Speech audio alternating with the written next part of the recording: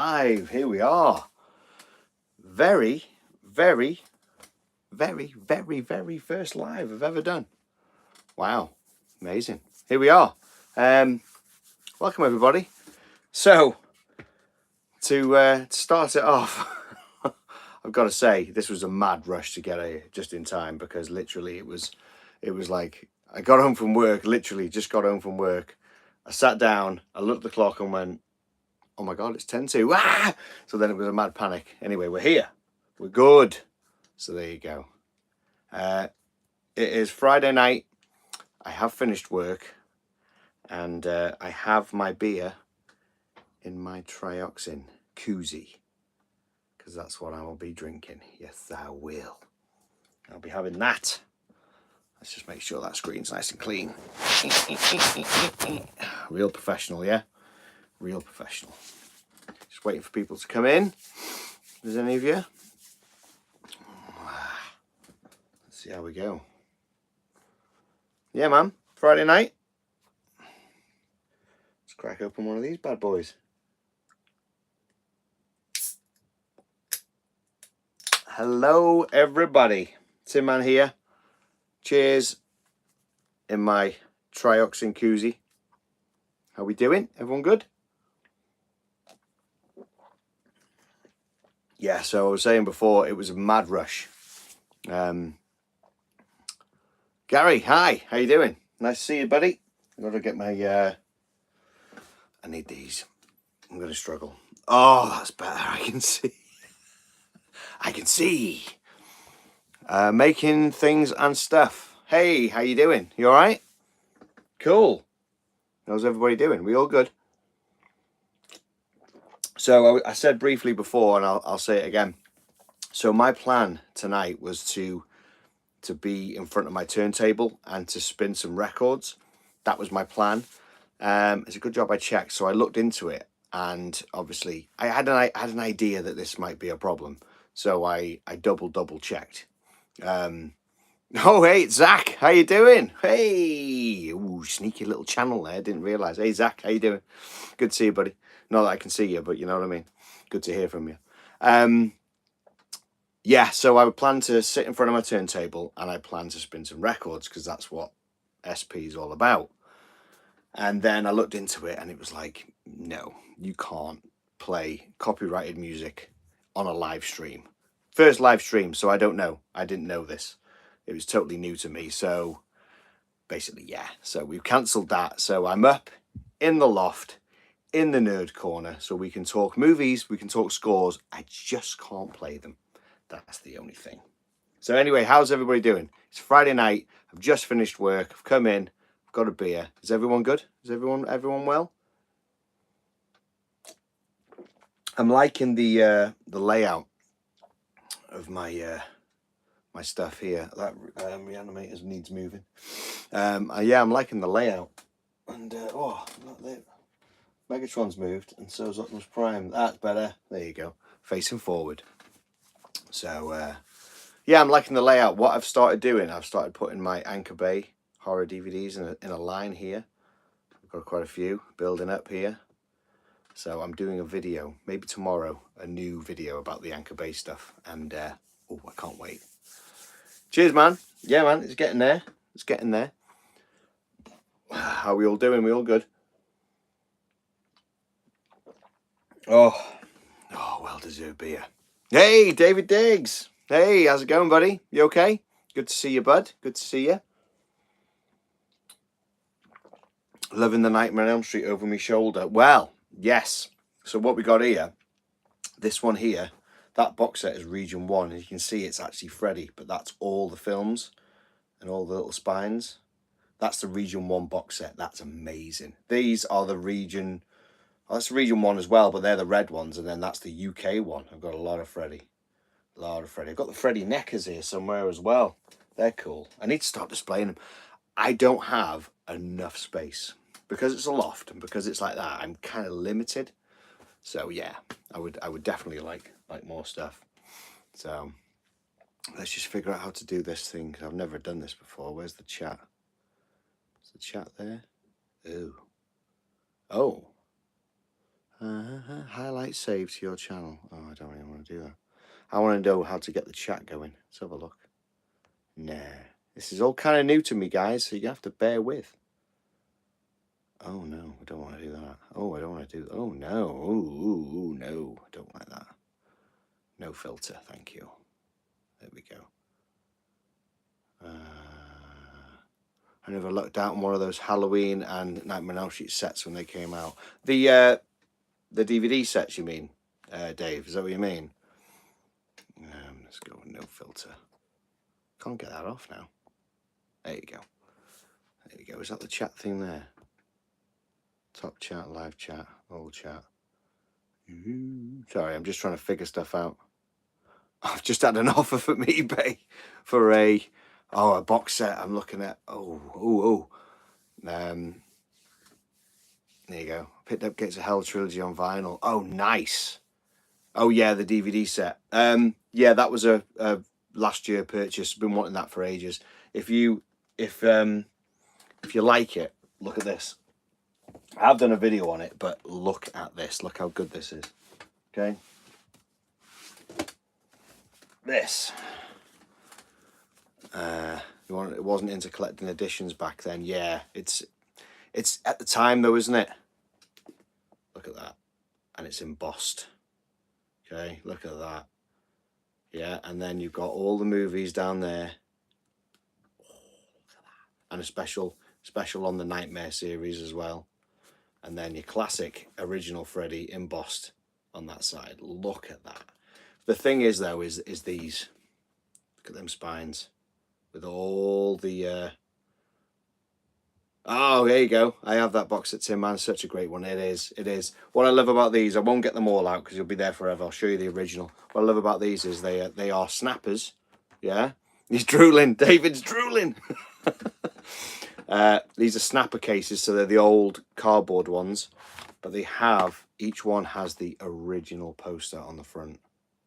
Look at them. Every single one has got the original poster, apart from New Nightmare, which is a bit of a lackluster cover, but all of them have got that on it. So you can imagine when you get to, for example, 4, I'm not going to go through all of them unless you want me to. 4, look at that. It's just beautiful. It's absolutely beautiful. I love it, man. Love it. Yeah, it's David, if you can find one, they aren't expensive because obviously people are practically throwing away their DVDs, and they'll be worth something, man. Although DVDs are coming back. I've done videos on this, and definitely, you know, I made sure not to miss out on the new Friday Blu-ray set and the Halloween 4K releases. Oh, David, is that the Scream Factory Friday set with the classic art on all the way around? I was Zach saying your favourite is number 2, right? I don't know my favourite movie. It's probably my favourite score, because the score was by Christopher Young, and that one, it's terrifying. It's so good. If you have, it's on Apple Music. I've got a free month with Apple Music. If you've got that, go and get all the Nightmare scores. They're all on there, and listen to part 2. It's Christopher Young. He did Hellraiser. You know, it's so good. Yeah. But oh, definitely worth picking that up. It's a beautiful set. Really is. So I'm doing a video possibly tomorrow, maybe Sunday. My new purchases. Got some really good ones. Ooh. But I'll hold off. Oh yeah, David said yeah. So that box set, that's amazing. The only reason I didn't go for it is that for me, obviously, it's the cost. It's quite pricey, but it's also the fact that it. I don't think Blu-rays play here. You need a. I don't know. I've never got into Blu-rays. I've got a load of them up there. My Blu-rays are up top there. There they are, next to my Boba Fett helmet. But that's how many I've got. Not a lot. See what I mean? Not a lot at all. I just love DVD. I just it's the nostalgia of DVD. It's the you know, the nostalgia, the even some of the B-sides you get. Yeah, looking forward to getting the Dune 2 and First Omen scores from Mutant. Do you know what? I was chatting to Liam today, and he said that the First Omen's on Disney Plus. I had no idea, because obviously is it part of Fox? Because obviously Disney owns Fox now, doesn't it? And he said you have to watch it, and he's gonna be getting the score as well from Mutant as well. What's up, Tinman? You up, John? How's it going? Yeah, I need to see that movie. He said it was great, and the score is made by Mutant. Well, I don't own any of their releases yet, so I am 100% definitely looking to get a Mutant release. That would be so good. I'm still waiting though. I'm still waiting for them to get their arse in gear and do Alien 3. Get the score for Alien 3. You know you can do it, Mutant. Come on. You know they can. Yeah, amazing. I just found a load of these left over from cons. Look at these. And if anybody wants one, I mean, you can I'll send them to you. Look. SP. Little business cards. With little look at that. Join us. Superb. Yeah, man. Just found them, yeah. Loads of them here. Classic. How do you get into comments here? Because I'm missing comments, you see. Let's have a look. Do we get an option for comments? That's not bloody helping. Never, because I've never done this before. I'm a little bit. Here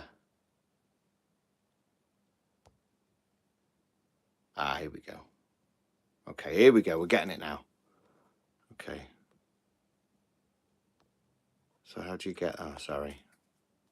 How do you get the? You scroll down. Got ya. I'm learning. You know what I mean? Okay, let's have a look. Let's have a look what we got here. John, what's up, Tinman? Hey, how you doing? I enjoyed the First Omen. Yep. Oh, Jambo! How's it going, Jambo? Evening, dude. There we go.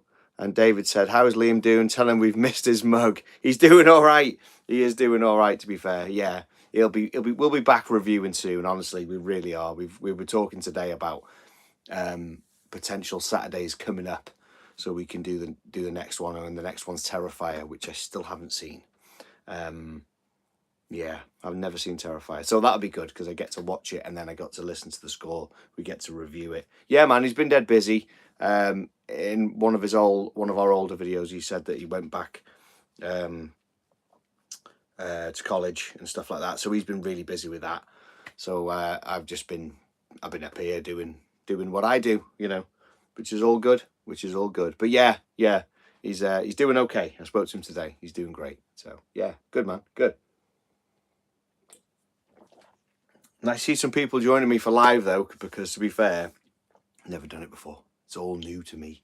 You know, we've hit that milestone that we were allowed to do live, you know. Are you guys out of Manchester area? We're close to it. Liam's a bit closer to it than me.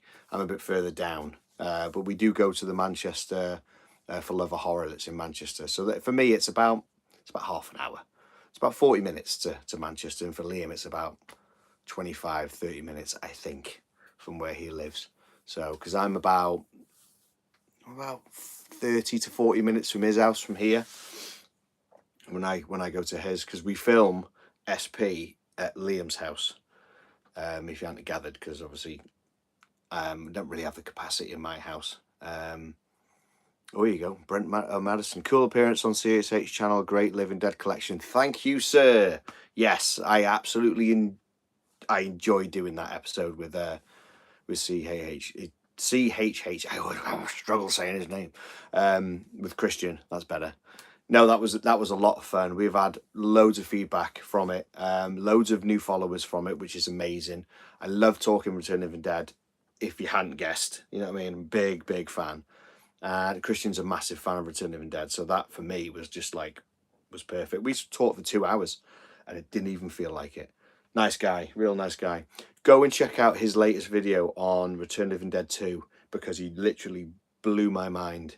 So he basically, if you've got the Return of the Dead 2 DVD, which I have somewhere, So if you have this, Return of the Living Dead 2, and I don't want to spoil it, but go on Planet CHH and look at this video that he's done. Yeah, it honestly blew my head off. Blew my head off when I watched that video. Couldn't believe it. I haven't done what needs to be done from that video yet because I haven't had a chance to do it. So let's have a look here. So look at those comments. Go back up. Ba, ba, ba, ba. Have you seen the 4K Return of the Living Dead upcoming steelbook? Yes, and I don't like it. I don't like it. I like the back, the trioxin can, the trioxin stuff like that. I love that, but the image on the front. Do you know what? I love Return of the Living Dead, and as you know, and absolutely love it. But I'm kind of sick of seeing Tinman on everything. I love it. Don't get me wrong. I'm not saying I don't. I love Tinman and I love all that, but it's always Tinman. Give us the punks, or give us Frank and Freddie and Bert or Ernie. You know what I mean? Or just the canister. I don't know. You see it a lot, and I get it because that's the selling point of Return of the Living Dead, and that's the bit that everyone remembers because it's the main zombie, and he's the main zombie, and the one who said brains, isn't he? Well, they all did, but you know what I mean. But yeah, I didn't like the image, to be honest. But it looks cool though. Does look cool. What was that last thing? Also, the NECA Tinman Toonie Terror. Yes, I do need to get that. Now, I do believe that hasn't... it's only just come out over here in the UK, and I've not seen one. Because I have a HMV that has the Toonie Terrors, and it's got everything but that. Because I like them. I like them all. But I don't want to start collecting them. Because you know what it's like. When you go down the rabbit hole of, I'm a collector that wants to get everything. I mean, look at my Return of the Living Dead variant LPs I've got. You know what I mean? It's ridiculous. What's that? Give us half body zombie lady. Yeah, that would be nice. Imagine you had the half corpse on the front, just strapped to the thing with the spine and the fluid coming out. Imagine that was on the front cover and it was just saying it makes the pain go away. You know what I mean? It's always Tinman, and granted that's cool, but yeah. What do you think of the Jambo? What do you think of the front cover of that 4K? Is it floating your boat? Because everyone's different, isn't it? Yeah, great stuff. I was wondering how it would work up in the loft because my signal isn't as good up here. Is everything looking good for you guys? Is everything good? I hope so. God damn, I can't see. No wonder I can't see.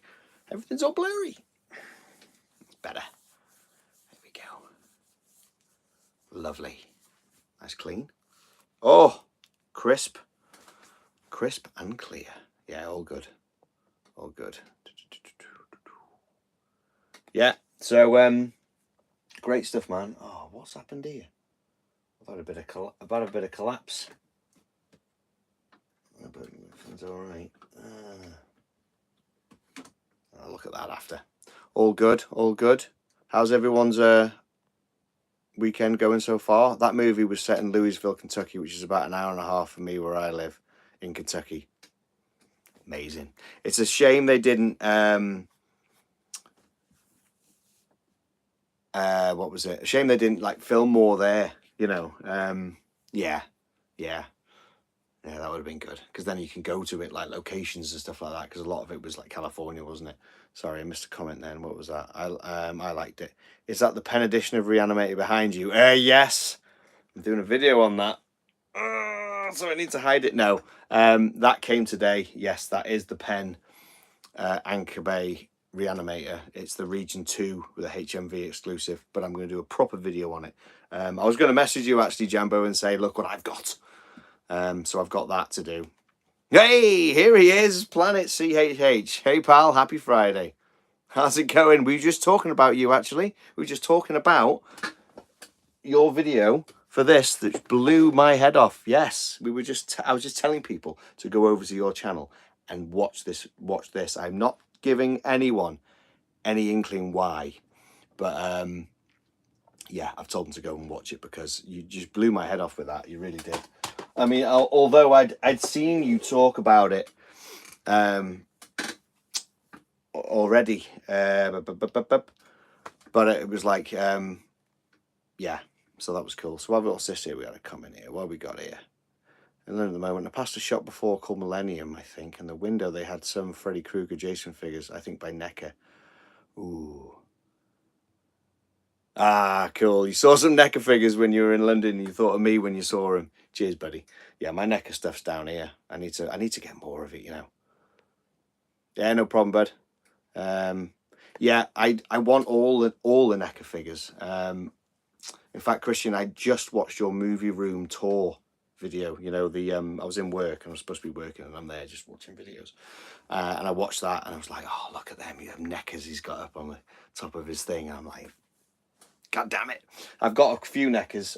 They're all Freddy ones, but I need the Friday 13th. And I don't know about anyone else, but when it comes to NECA, I think sometimes they struggle with human faces. But when it comes to monsters, spot on. Absolutely spot on. I don't think you can go wrong. Oh, it's a great Anchor Bay edition. Recommend the Halloween Anchor Bay big edition. Has the TV cut. Yes, been looking at that one. Been looking at that. Yeah, it's region 1, isn't it, that has the TV cut. Our one doesn't have it. Ours is the standard one, which is a bit of a bummer, but that's fine. We'll get it. There's a Trick or Treat Studios of Tinman. That's quite impressive. Yes, I've seen it. I've seen it in the flesh. When I went to For Love of Horror, they had it in the Mad About Horror stall. They had it there, and the face looks great, but I don't like I mean, it's great, don't get me wrong. I mean, I absolutely love to have it in the collection, but I don't like the way the plastic looks as the tar. It looks like plastic. You know what I mean? And I know it's hard to replicate something that's wet. How do you do that? But I was like, it's obviously quite a pricey piece, isn't it? But yeah, it's a great addition. Do you know what I still need? I still need the what was the name of the company that did something time? Not Atom Time. Oh, this name escapes me. They did the original what was it? Original Tarman, you know, with the little brain in the little pack. It's so expensive now. You're just standing there like that. About Time or something like that. Amok Time. There you go. I'm sure they did. There's 2 versions of it. One with different blisters. Amok Time. That's it, David. Good man. One's got different image on the blister pack. Not inside, not on the front, but on the inside, the card. And I need that one. That one looks great. But they are so expensive. And like you said, you've got the Trick or Treat one, but you thought the same with the plastic. It's good. It is really good. I love how big it is, and it will look great on a display. It's just getting it, you know. You have that one. And Bub, do you have a Region 1 player? No. Somebody commented on Christian's channel and was like, dude, how come you can't play Region 1? Do you know what it is? Because we've got a Blu-ray player downstairs. It's actually the missus. She's had it for years. She's got a Blu-ray player downstairs, and I had a DVD player for years, and then that broke. And up in the loft here, I use an old Xbox 360, but it doesn't play Region 1. And I can probably find a code or something like that that will have it, so I can. I'll need to look at that because I've got so many Region 1s. I mean, look, all that Nightmare set is all Region 1. That's the Region 2, the crap one. You know, that one is poor. But these are all Region 1. And I've got these, what were those Return of Living Dead tie editions? I think they were Region 2 in the end. I think we figured out that these are Region 2. They are, because I've actually played these. And they do work. So yeah, nice embossed. Is it embossed on that? Yeah, look at that embossed. Oh, it's beautiful. Beautiful stuff. Beautiful stuff. Put that back. Yeah, man. Oh, this is nice. I'm loving this live stuff, especially for that Nightmare set. Yes, that's why I need to do it. And of course, I'm getting a lot of the Region 1 Anchor Bay stuff. Sometimes you can follow a specific keypad sequence to get a different region. So, yeah, I know. Yeah, I remember that. I remember the old, you know, an old DVD player, if you had the tray out and then you did a certain code while the tray was out, it played Region 1. I just haven't tried it on the old Xbox. Yeah, and Jambo says he got a cheaper player off Amazon. I'll probably do that, you know, because I probably need a proper DVD player up here, because this is, and where I'm sitting here, there's the top of the telly's there, you see. So sometimes I've got like a gaming thing here, and I've got me Mega Drive and me SNES and my GameCube and stuff like that. And I've got things like this, look. Old school VHS. Now, these are my original VHS. I had these when I was 11, and I've kept them. The only ones I've kept. I sold a load of them. Oh, the old school code hack classic. You can't beat it. But yeah, these are the originals. Like these are my originals. I've not rebought these. I've kept these because Alien, as you know, love it, man. Love it. Yeah, all the Alien movies on VHS. They're all here. Definitely. Got it from Anchor Bay Region 1, some awesome editions. Yeah, man, there's... I know Garrett's going to get me on his channel to talk Anchor Bay soon. We've been talking, and he wants to do... he wants to see... he's another advocate for Anchor Bay, just like Christian is, but he wants to go through the Region 2 Anchor Bay stuff, because there's some of that he hasn't seen or hasn't got, so we can comparison the Region 1 to the Region 2. That's what the beauty is about the 4K. It's Region 3. I gotta give a nod to Christian there, for he basically was saying, I didn't know this, but the 4K is Region 3. Why didn't they do that years ago? But anyway, it is what it is, isn't it? Yeah, man, some cracking editions. I think, let's have a look. Is there anything there? If I missed anything. Old school Kaku. A Region 3 player myself. Oh, there you go. Yeah. Good stuff, man. Yeah. Great stuff, man. Ah, this is cool. So, it's Friday. Weekend is here. Sounds awesome, though. Thought it was my own... my own collecting Anchor Bay. Oh, no, mate. Oh, no. There's loads of us. Obviously, check out Christian's channel and check out Born to Be Rad, which is Garrett's channel. He loves Anchor Bay. There's a guy on YouTube. He's in the UK. He's got like long blondish hair and a little beard. He's got a decent Anchor Bay set. He only collects Region 2 though. He doesn't go for the 1, which is a shame, because I think you got to, you know, it's like I've got the Reanimator with the pen. I've got the Region 2 one. So now I need the Region 1 one. Why? Because the front cover is slightly different. That one says Anchor Bay Collection at the top, whereas this one just says 2-disc special edition. That's how nerdy I am. I like to have different variants of that's like, here, look. You've got the Alien box set on DVD, and then you've got the Quadrilogy box set. You need both. You can't just have one. You know, two different versions of They Live, 2 different versions of The Fog. It's just how it goes, isn't it? The 3 versions of Halloween. I mean, don't get me started on Return of the Living Dead records. And Return of the Living Dead DVDs. You know what I mean? Plenty full of them. You can't have enough. Brent just said, I just picked up Friday 13th, 3 lenticular vinyl last week. Such a great release. Saw it on your thumbnail. Oh, dude. That is from Waxwork, that is a great release. That is so good. Did you get the recent one with I think it's blue disc and it looks like a sicky colour disc, if you know what I mean. Did you get that one? Because that one is amazing. Because that's the reissue. I got that. I wasn't going to get that, because to me, I love the Friday the 13th movies and I love the Friday the 13th scores, but I find that the Friday the 13th scores are like the Halloween scores. The first one's a classic, and then they're a little bit like in between, and then you get yeah, they're very samey, aren't they? You know, the Halloween ones, I think 3. Not 3. Not 3. Three's astounding. We'll talk about 3. 3 is a whole nother level. Like 4 and 5 are just very like I don't know. They're like, I don't know. They're just not the same. And I think with Friday the 13th, pretty similar. It's Harry Manfredini, and he's very similar. They all have different elements. I've got 1, I've got 3, and I've got 6. I don't think I need the lot because, like I say, you're rehashing a lot of the other stuff. So yeah. So, but no, I'm glad you got that one. Yeah, you agree with Jambo agrees with the Halloween stuff. Okay, what we got here? Okay, this may be a touchy subject, but what are your thoughts on the latest Ghostbusters movie? Ooh, only touchy if you don't like it. Me personally, I thought it was great. Massive Ghostbusters fan. Saw it when I was 7. Blew my head off. It's Ghostbusters that got me into movies. I think it was. I was 7. My parents took me, my brother, and my sister to see Ghostbusters. I remember it because I remember the library ghost, with the roar, and it literally scared the life out of me.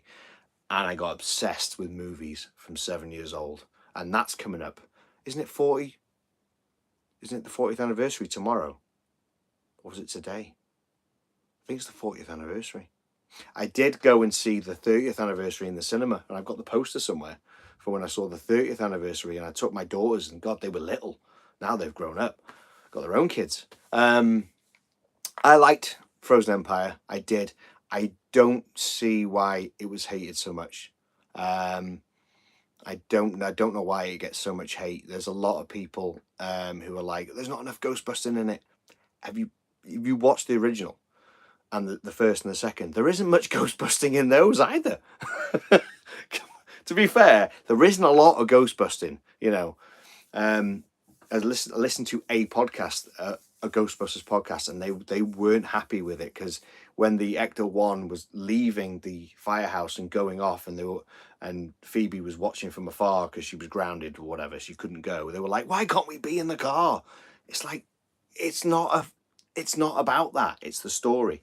Now, I think let's go back. David said, I like the latest, but not as much as Afterlife.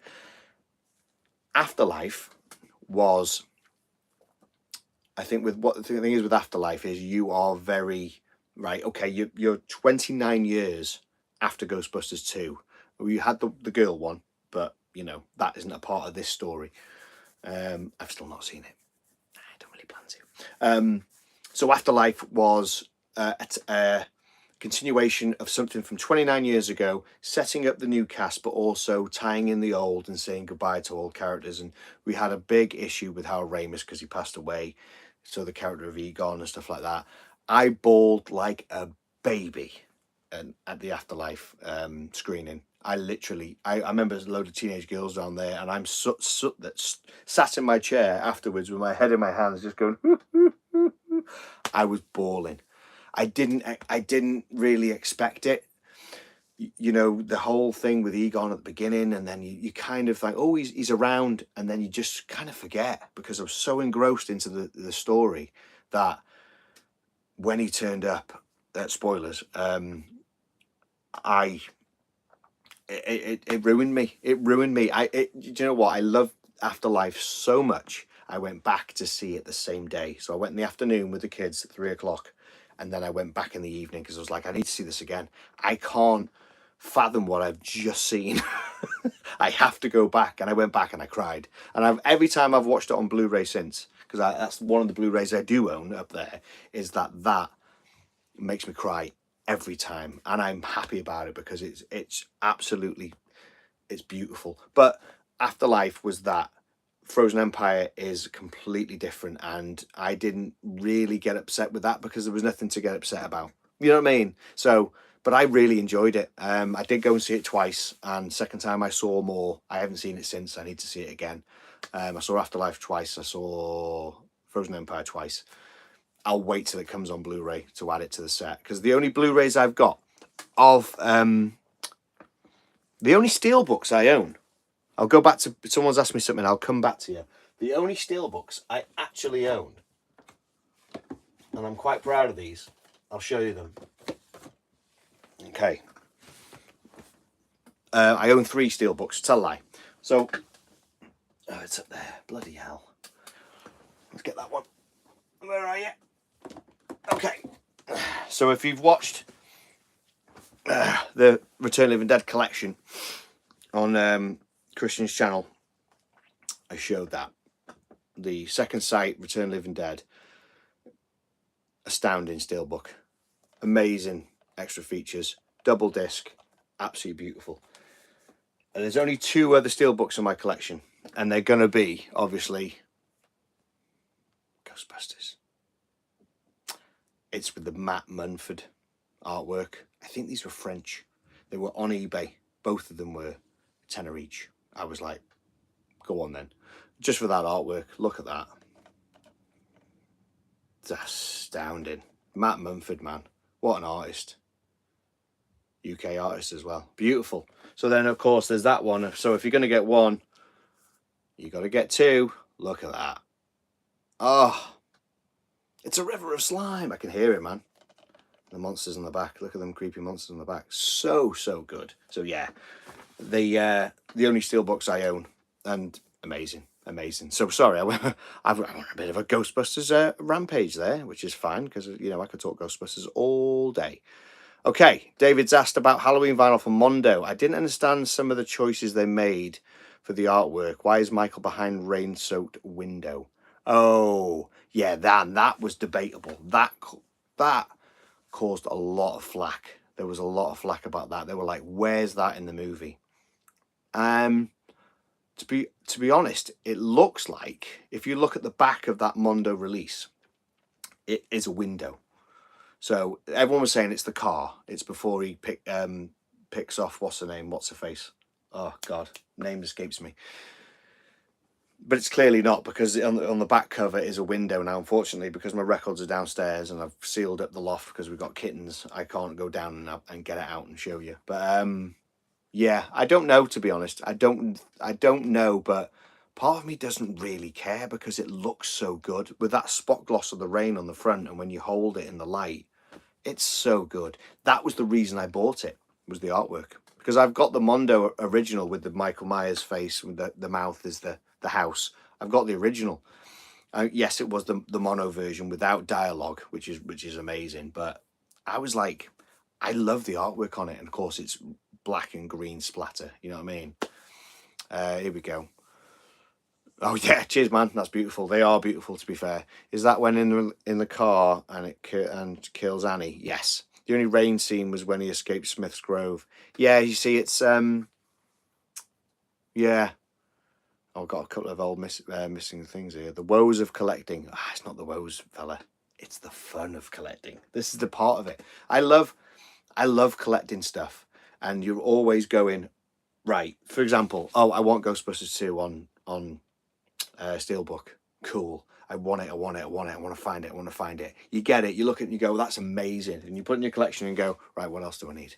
That's just how it happens. That's just how it happens. It's, you know, you're on to the next one. It's the thrill of the chase, isn't it? It's the thrill of the chase. And when you get something, you're like, yes, and you appreciate it and you love it. Does anyone else go into their room or their hide hole or their man cave or whatever you want to call it, and just sometimes stand at the back and just look? I do it in here all the time. I stand behind where this phone is, but this camera is now, and I just sometimes sit there and I just look at it and I go, I love it. I love it. But I'm very I love collecting. I love it. But I'm also very what's the word? If I had a family emergency, touch wood, I never do, that actually is real wood. If I had a family emergency and I had to get rid of it, I would get rid of it like that. You know what I mean? I enjoy it and I love it, but obviously my family and anything to do with them comes first. So if I needed to sell any of this, all my records or anything, records, well, I'd think about the records. No, but I love it, but it's not like the be all and end. It is, but it isn't, if you know what I mean. You know what I mean? Yeah, David said selective on that. Yeah, true. So yeah, good stuff, man. These how do people store their steel books? Do you have them next to each other? Because I'm afraid of the metal, you know, the scrapey. I'm a little bit. What I do is I put them in my collection and I separating them by the plastic ones, so they're not actually in order. What I used to do with my CDs when I used to get digipack for bands like Biohazard and stuff like that, is I'd get old cereal box and I'd cut and I'd make my own slip cover for them. I should probably do that with them, you know. It's a bloody good idea. Yeah, I might do that. Yeah, that'd be good. Oh, great stuff. In protective boxes. Oh, you can buy protective boxes. Oh, you see, I'm not really a Blu-ray collector, so I've not really looked into it. So I might buy some just for these. That's a good idea, guys, because I suppose protective clear boxes, you can get to see it, don't you? See? Maxwell King. Hey, bro. How's it going? How's it going, man? Good to see you. Good to see you. Yeah, man. Good. All good. We're all good. We're talking movies. We're talking all sorts of movies. We're talking Blu-rays. We're talking all sorts of stuff. What should we talk about next? Ooh, ask me something else. Ask me something else. So yeah, Ghostbusters. I loved it. Still Book Central, eBay. Oh, is that a place to look for them? Jambo, my good man. Thank you so much. Ooh, what was got here? Do you sort your movie and vinyl collections alphabetically or by genre? My vinyl is alphabetical. So if I were to show you downstairs, I've got the Calex unit, and I've got it's the eight units. So the first three, I think, are soundtracks. They are A to Z, and then after the soundtracks end, it's bands, and that's A to Z. Here, it's a free for all. Think collections are together. So you've got my Nightmare on Elm Street's together, the Alien stuff's together, all the some of the John Carpenter stuff is together. It's out of shot, but all the Halloween movies are down there. All the Romero zombie movies are together there all day. I've just recently done all my Anchor Bays in a row, and not necessarily in. It's been a bit weird because I keep my Evil Deads here. Oh, where I moved them now? Well, I've just moved everything, haven't I? Where's my Evil Deads? I had the Evil Dead set. Oh, what have I done with it now? All my Evil Dead, yeah. So some of the Evil Dead ones are down here, but the Anchor Bay Evil Deads are in this set. So it's weird because he's separating them. But then I want Anchor Bay to be all together. You know what I mean? Because the Anchor Bay thing, I've just gone mad for the Anchor Bay thing, which isn't a bad thing. Isn't a bad thing at all. So yeah, there you go. Genre all day, yes.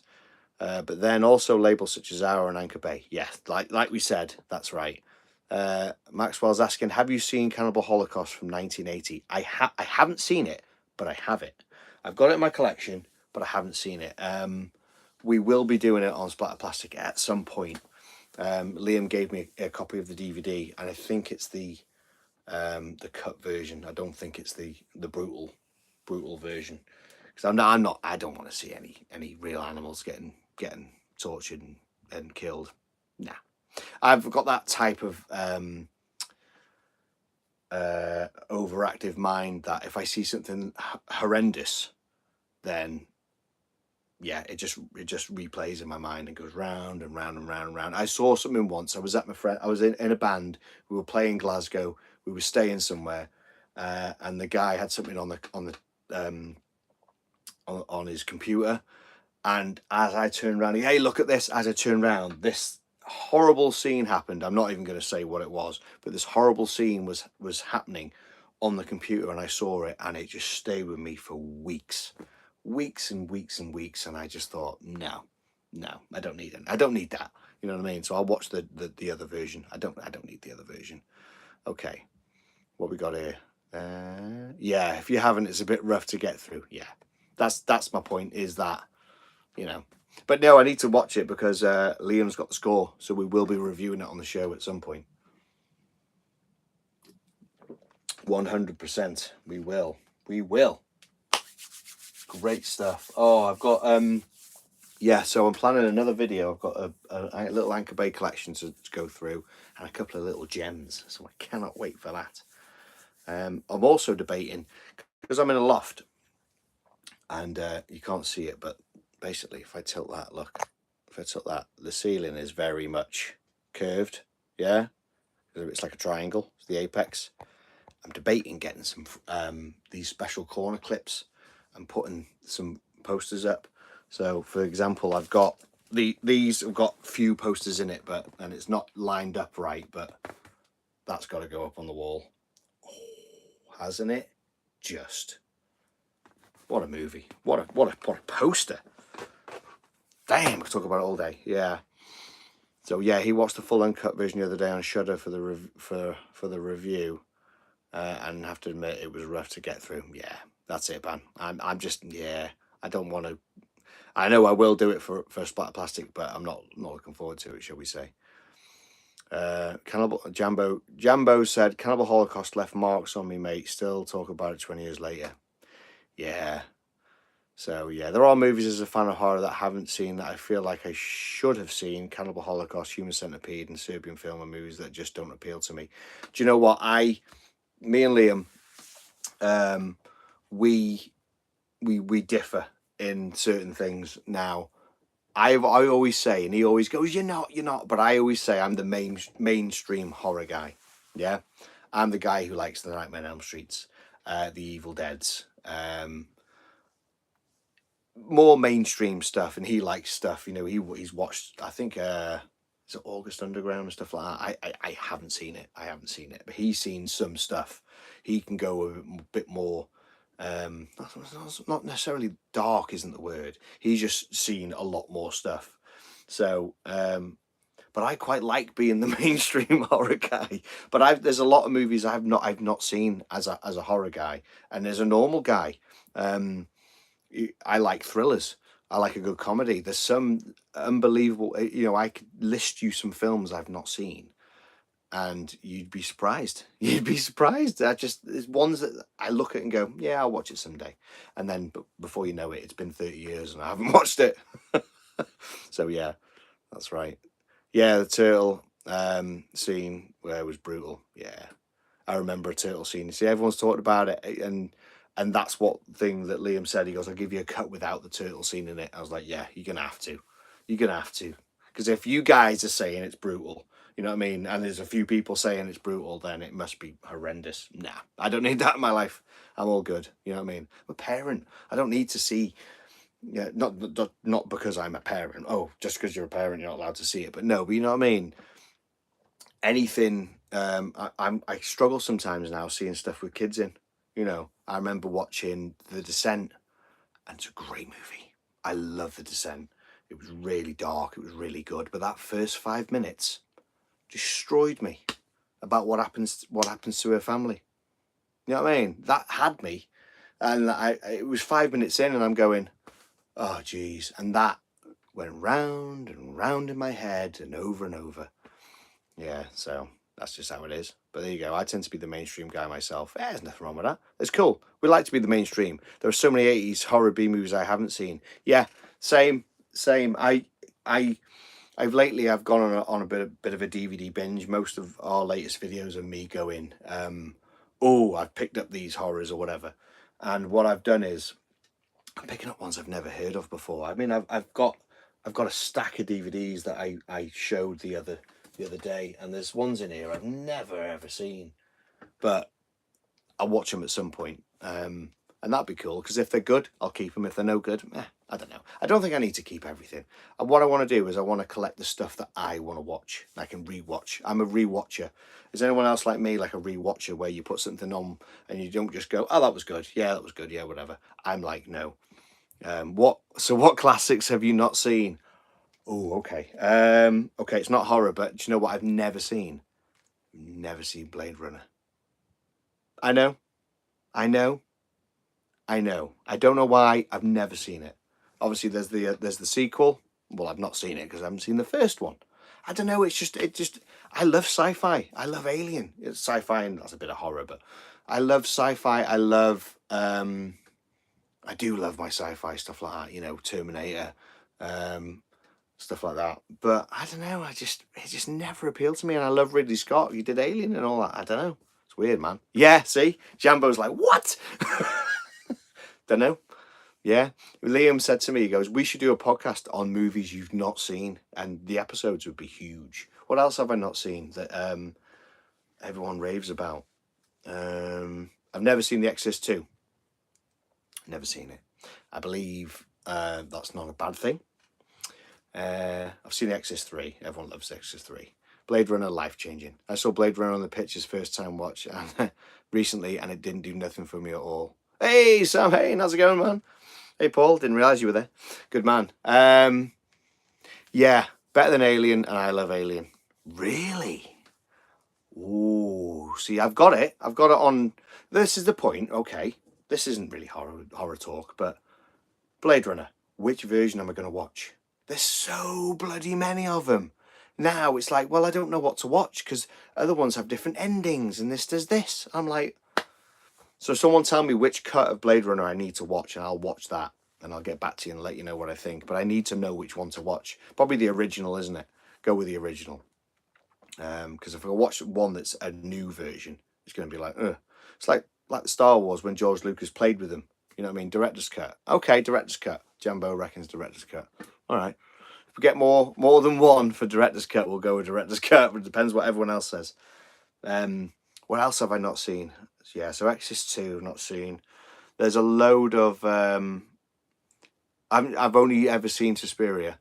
I've not seen any other Jallos. It's just because I wasn't really in tune with them until I met Liam and we started talking horror again. Because I was always one of them teenage horror fans. You know, when you're a teenager, you get into Nightmare on Elm Street and it's like the greatest thing in the world. Then you get into Friday the 13th, then you get into Evil Dead, and then I didn't fall out of it or anything like that, but I got into other things. I love thrillers. I love a good bank heist. You know, I love a good robbery movie type thing.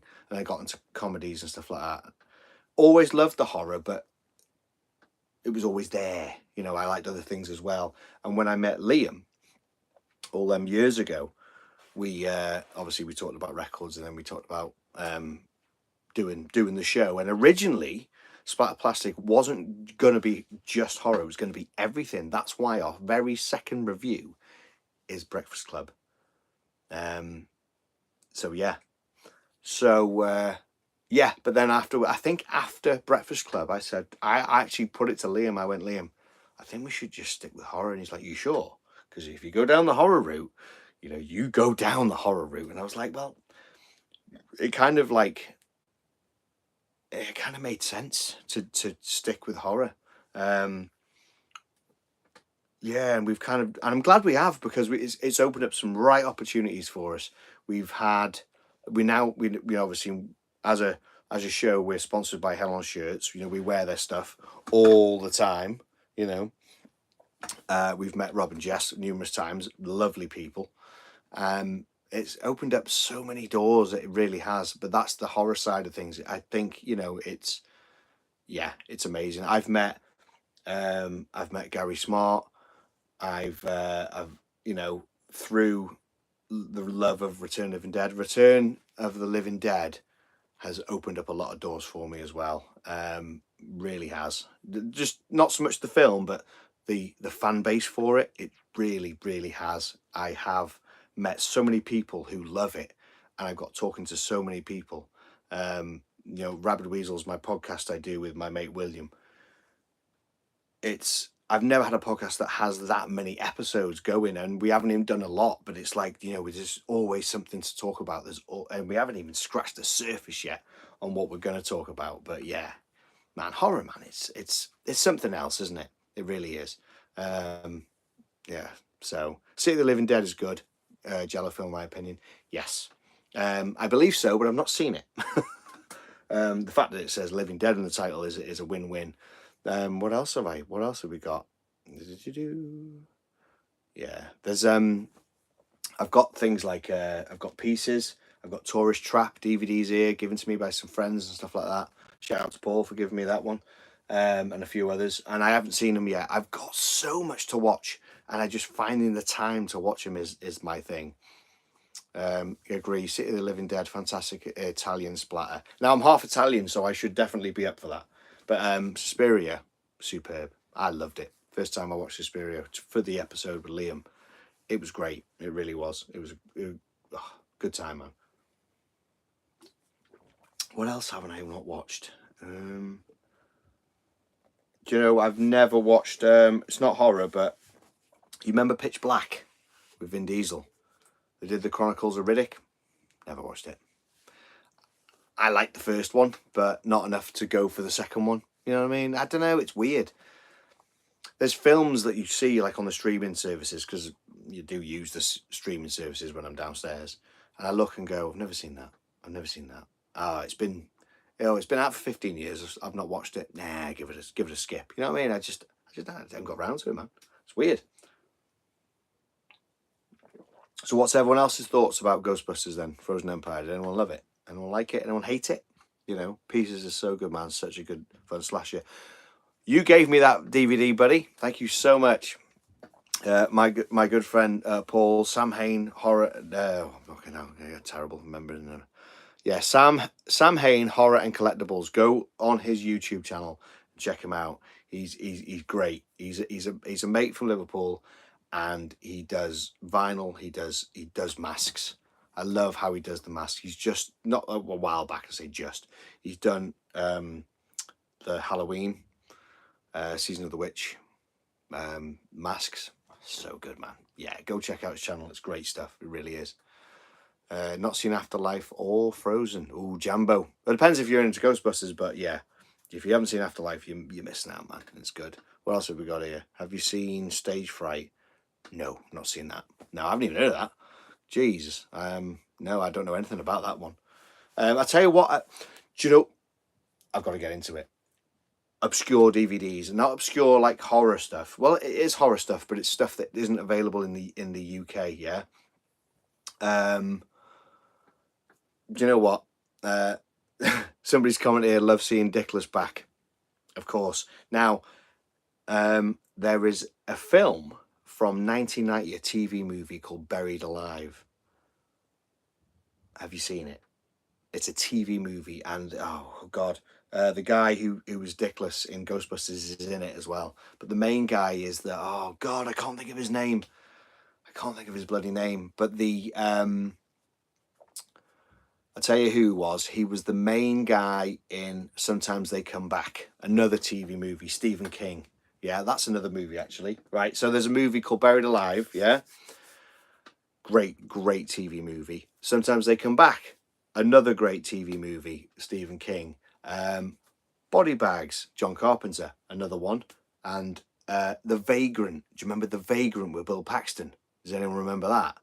All these DVDs that I'm talking about are not available in the UK. You have to get different ones from other countries. They're just so hard to come by. They haven't been released on DVD. I mean, another one here, classic here. Look at this. This one's Region 2. But it used to be a little bit hard to come by, but it's not too bad now. Classic.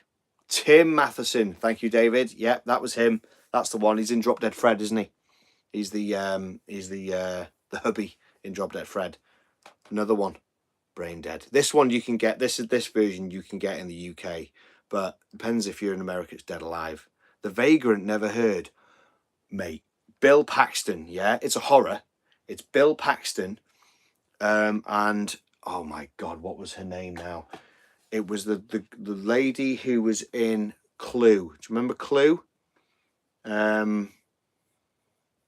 Obviously the Tim Curry one, the classic whodunit based on the game.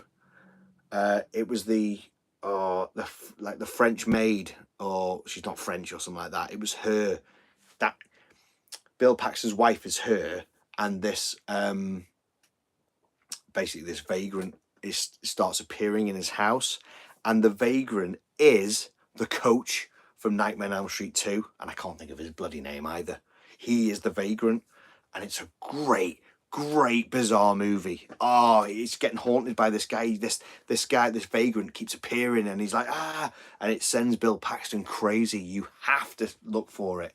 You've got to look for it. It's a great movie. It's years since I've seen it, but yeah, no one talks about the vagrant. You know, there's some other Bill Paxton movies that not people talk about. No one talks about Frailty. Has anyone seen Frailty? Oh my god, it's so good. Is it here? We've got Frailty in the collection. I'm sure we have. Did I move it? I may have moved it. Flatliners. Frailty. No, here it is. Oh my God, this is a great movie. Goddamn great movie. Everyone needs to get that. Frailty. Matthew McConaughey. I say it. Matthew McConaughey and Bill Paxton. And Powers Booth. What a name. He's dead now, isn't he? R.I.P. Powers Booth. Yeah, Frailty is awesome. It's a great, great movie. Directed by Bill Paxton. His directorial debut. And David's right. It's very underrated. I did a video on this and I've still got it somewhere. I'm going to have to post it up. I talk all about this. It's a great, great little horror. Superb. God's Hand Killer. So good. So good. Oh my God, I could recommend movies all day. Agree. Awesome. Yeah, man. It's a great movie. Bill Paxton, man, was a cracking actor. I'm gutted he's no longer with us. Have you seen The Changeling? No, but I friend of mine in work was talking about it and I need to see it. It's another one I've not seen. Walter Peck. There you go. The Vagrant, never heard yet, Tim Matheson. I don't hate Ghostbusters 2, but it's the weakest in my opinion. I can see why people don't like Ghostbusters 2. Personally, for me, I like it. Yeah, met Bill Paxton. You met Bill Paxton? No. Wow. Oh, Jambo. You met Bill Paxton. Where the hell did you meet Bill Paxton? That's amazing. Oh my God, I would love to have seen him. Tell me it was a con. I don't think he's ever done cons. Has he done cons before? Oh my God, that's amazing. It's such a shame that we lost him. And going in for back surgery as well. And there's complications, man. The family must have done something, some sort of lawsuit, you know. Oh my God, I've been waiting on the wrong... Oh dear my God. Oh my God, I've been waiting on the wrong tab for over an hour. Oh, dude. Sorry, man. I don't know how... I don't actually know what I'm doing. Hey, buddy. How you doing? Sorry, man. I didn't realise you were waiting. Is it something I've got to let you in? London Film and Comic Con. Oh my God, that's amazing. Did you get a picture with him? Or you just meet him? Get an autograph? I'd love to have met Bill Paxton. Ah, was it you? Okay, sorry, man. Sorry, man. Didn't realise you were there waiting. So, it's all good. It's all good. Imagine meeting Bill Paxton. Sorry, that's just blew my head off. Bill Paxton, man. What a guy. I did see... what's his face? Kyle Reese. Ah! Michael Biehn. Michael Biehn. I did see Michael Biehn at a con from a distance. I was like, there he is. He's over there. Didn't go up to him. No. No. And the girl who played Pharaoh, we're in the pipe, 5 by 5. Yeah, she was there as well. Yeah, mad story about that. If you want to know that mad story, watch our Aliens review. Autograph pal, game over, man. Aliens pick. Jambo, you've made this entire live stream. The fact that you've met Bill Paxton is absolutely incredible. That is incredible. And the fact he's no longer with us. Another one. It's in the where is it? Speaking of Arrow.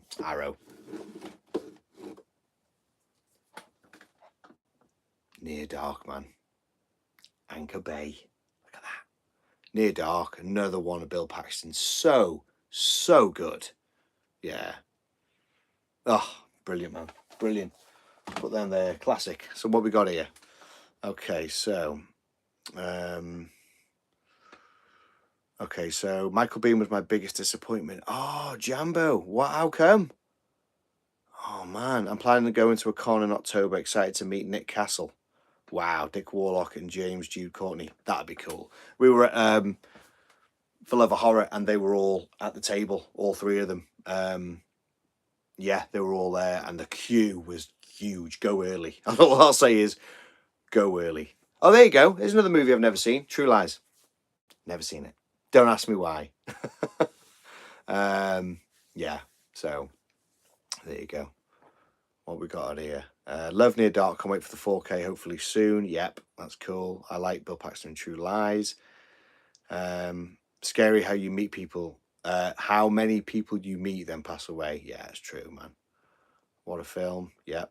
Have I missed anything? Autograph pal. Michael Biehn, biggest disappointment. Let's have a look. I told him that Near Dark was the best vampire movie, and he agreed. Oh, that's amazing, guys. I think we've got some other people drinking here. So chin to you in my Trioxin Aldi beer. That's Brewdog. I'm not sponsored, honestly. not sponsored at all. But I will chin to the people who are having a drink. And if you're not, chin to you as well. Have you seen Hardware film, Tinman? Yes, that was a great movie. That was a great movie. I don't own that on DVD. I need to get that. I do need to get that. I have seen it. It very much, it reminds me of Total Recall. Is that right? I don't know. I don't know if I'm on the right path here. Long time ago though, we saw it in the 90s. Having an IPA too. Cheers, buddy. You can't beat an IPA. Yeah. Oh, love it. Love it. Let's go back on some of this chat here. Looks like The Night of the Creeps 1986 is coming out on 4K soon. Are you a fan? Oh my God, yes. We would. Where were we? Oh, where was I now for Night of the Creeps? I think we were doing an episode of SP, and Liam mentioned it. So I was like, all right, I'll give it a watch because it is my absolute favourite. Oh my God, names are completely. Oh my God, what's his name? Jesus, Halloween 3. Oh, terrible. I have to pull out the DVD just to find out what his name is. Jesus, the main guy. Oh my God. Now I'm gonna have to pull it out. Let's do my editing. I have to pull that out. I can't think what his bloody name is. Bloody terrible. Doesn't have his name on it. Thanks for that. Oh God, can't think of his name. Anyway, yeah, so he's in it. And someone said that, I believe he says it's his best role he's done. So it's like, Tom Atkins, thank you. My Tom, the legendary mustache. That's right. He was at con. Liam met him. I didn't meet him. I don't know why. I don't know why. But yeah, someone said watch that. I know Liam said watch that, so I did, and it was amazing. I absolutely loved it. And a friend of the pod, Sean, sent me a Blu-ray of it, the director's cut. He's just sent me that. He goes, "Hey, dude, I got this." Yeah, thrill me, detective. That's it. Thrill me, detective. Good news, your boyfriends are here. Bad news is they're dead. It's a great movie. Love it, man. I absolutely do love that. Okay, so go back here. What we got here? Hardware with Iggy Pop. I can't remember. There's a robot in it, and the guy from Total Recall in it. The one with the bead of sweat, and he shoots in the head. That's the Hardware I've seen. If that's the right one, if Iggy Pop's in it, I can't remember, but I do remember I enjoyed it. It's a big robot. Is that right? Yeah, it's been a while. In the 90s. It was 30 odd years ago. You know, I've forgotten a lot. Halloween 3 Ultimate Date Movie. Dr. Chalice is a smoothie with the ladies. He's terrible, isn't he? Yeah, no, I can't come and no, sorry, I can't come to see the kids. I'm just with this young girl who I haven't even asked her age yet, and I'm just gonna go and stay in this hotel with her, this motel. It kills me every time I watch it. He's such a smoothie. Yeah. Do you want to stay on the couch? That's a dumb question, Miss Grimbridge. I love it. It's so good. Halloween 3, man. I've got another Halloween 3 DVD arrived the other day, actually. That needs to be added to a new unboxing. I don't know where that is. I think it's downstairs. Yeah, you can never have enough Halloween 3. It's my favourite. You met Tom as well. Oh, do you know what? Nice chap. I really should have met him, and I should have had something signed. I've got so much Halloween 3 stuff. We've got like multiple versions of the scores. I've got loads of the DVDs, and I didn't do it. I don't know why, but Liam did, and he said he was a nice guy, and he seemed like a nice guy. Has anyone met anyone else that's not been fun? Because there are some like horror stories out there. You know, you meet your heroes, and then they're dicks. Has anyone had any of that? Because I haven't indirectly met this person, but they were a little bit rude to me when I was filming them. Yes, I was filming them because Liam was getting something signed, and she was a bit like, oh, don't film me. It was like, oh, don't film me eating. I'm like, why you know, it was a lady from a horror movie, and Liam was getting something signed, a big poster. So I film it for the episode as I do, you know, when I film it as I did. And she was eating a Snickers bar. She was like, oh, don't film me, don't film me. I mean it, I'll chase you or something like that, she said. And I thought, okay, that's a bit rude. If you're gonna eat, go in the back. You know what I mean? There's a room there for you to have your break. And you're out here munching away. Okay, I'm filming, but anyway, doesn't matter. I'm not saying who, because I'm not gonna say that. Okay, Halloween 3 Ultimate Date Movie. Creep Show, the bad dad to a young Joe Hill, Stephen King's son. Yeah, of course he was, wasn't he? Yeah. Yeah, he was, man. Do you know what I remember him from, though? My very first Tom Atkins experience on film, Lethal Weapon. Yeah. The dad of the girl who jumps off the building. That's right. And then, of course, he's holding the milk and he gets the... and he's going, ooh, as the actor... He's like, oh, you get the milk spraying out because the bullets going through him. That was my first Tom Atkins experience. Nothing to do with horror, but I love Lethal Weapon. Great movie. I'm warbling. My beer's gone flat. I've been warbling for like an hour. Well over an hour. Wait. Let's have a look. What we got here? Thrill Me Detective. Didn't talk to Bruce Campbell directly, but he was in a green room with him. He was very cocky. Well, it's Bruce Campbell, in it. You know what I mean? He's got to that point now, Bruce Campbell, where he's almost like legendary. You know, we when we went to the For Love of Horror, not as a comparison, but Tim Curry was there, but he was in a separate building. Now, granted, Tim Curry he's quite poorly, wasn't he? He's in a chair. I think he's had some strokes. You can see it in the side of his face. It is a real shame, but he had such a presence that he was there that the queue to see Tim Curry went round the building, the separate building to the main building. This is now, so because he needs the the noise and all that.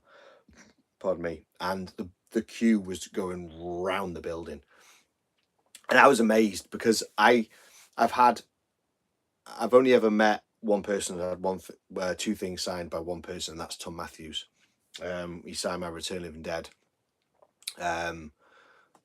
LP, and he signed my Jason Lives LP. I got him to sign them both.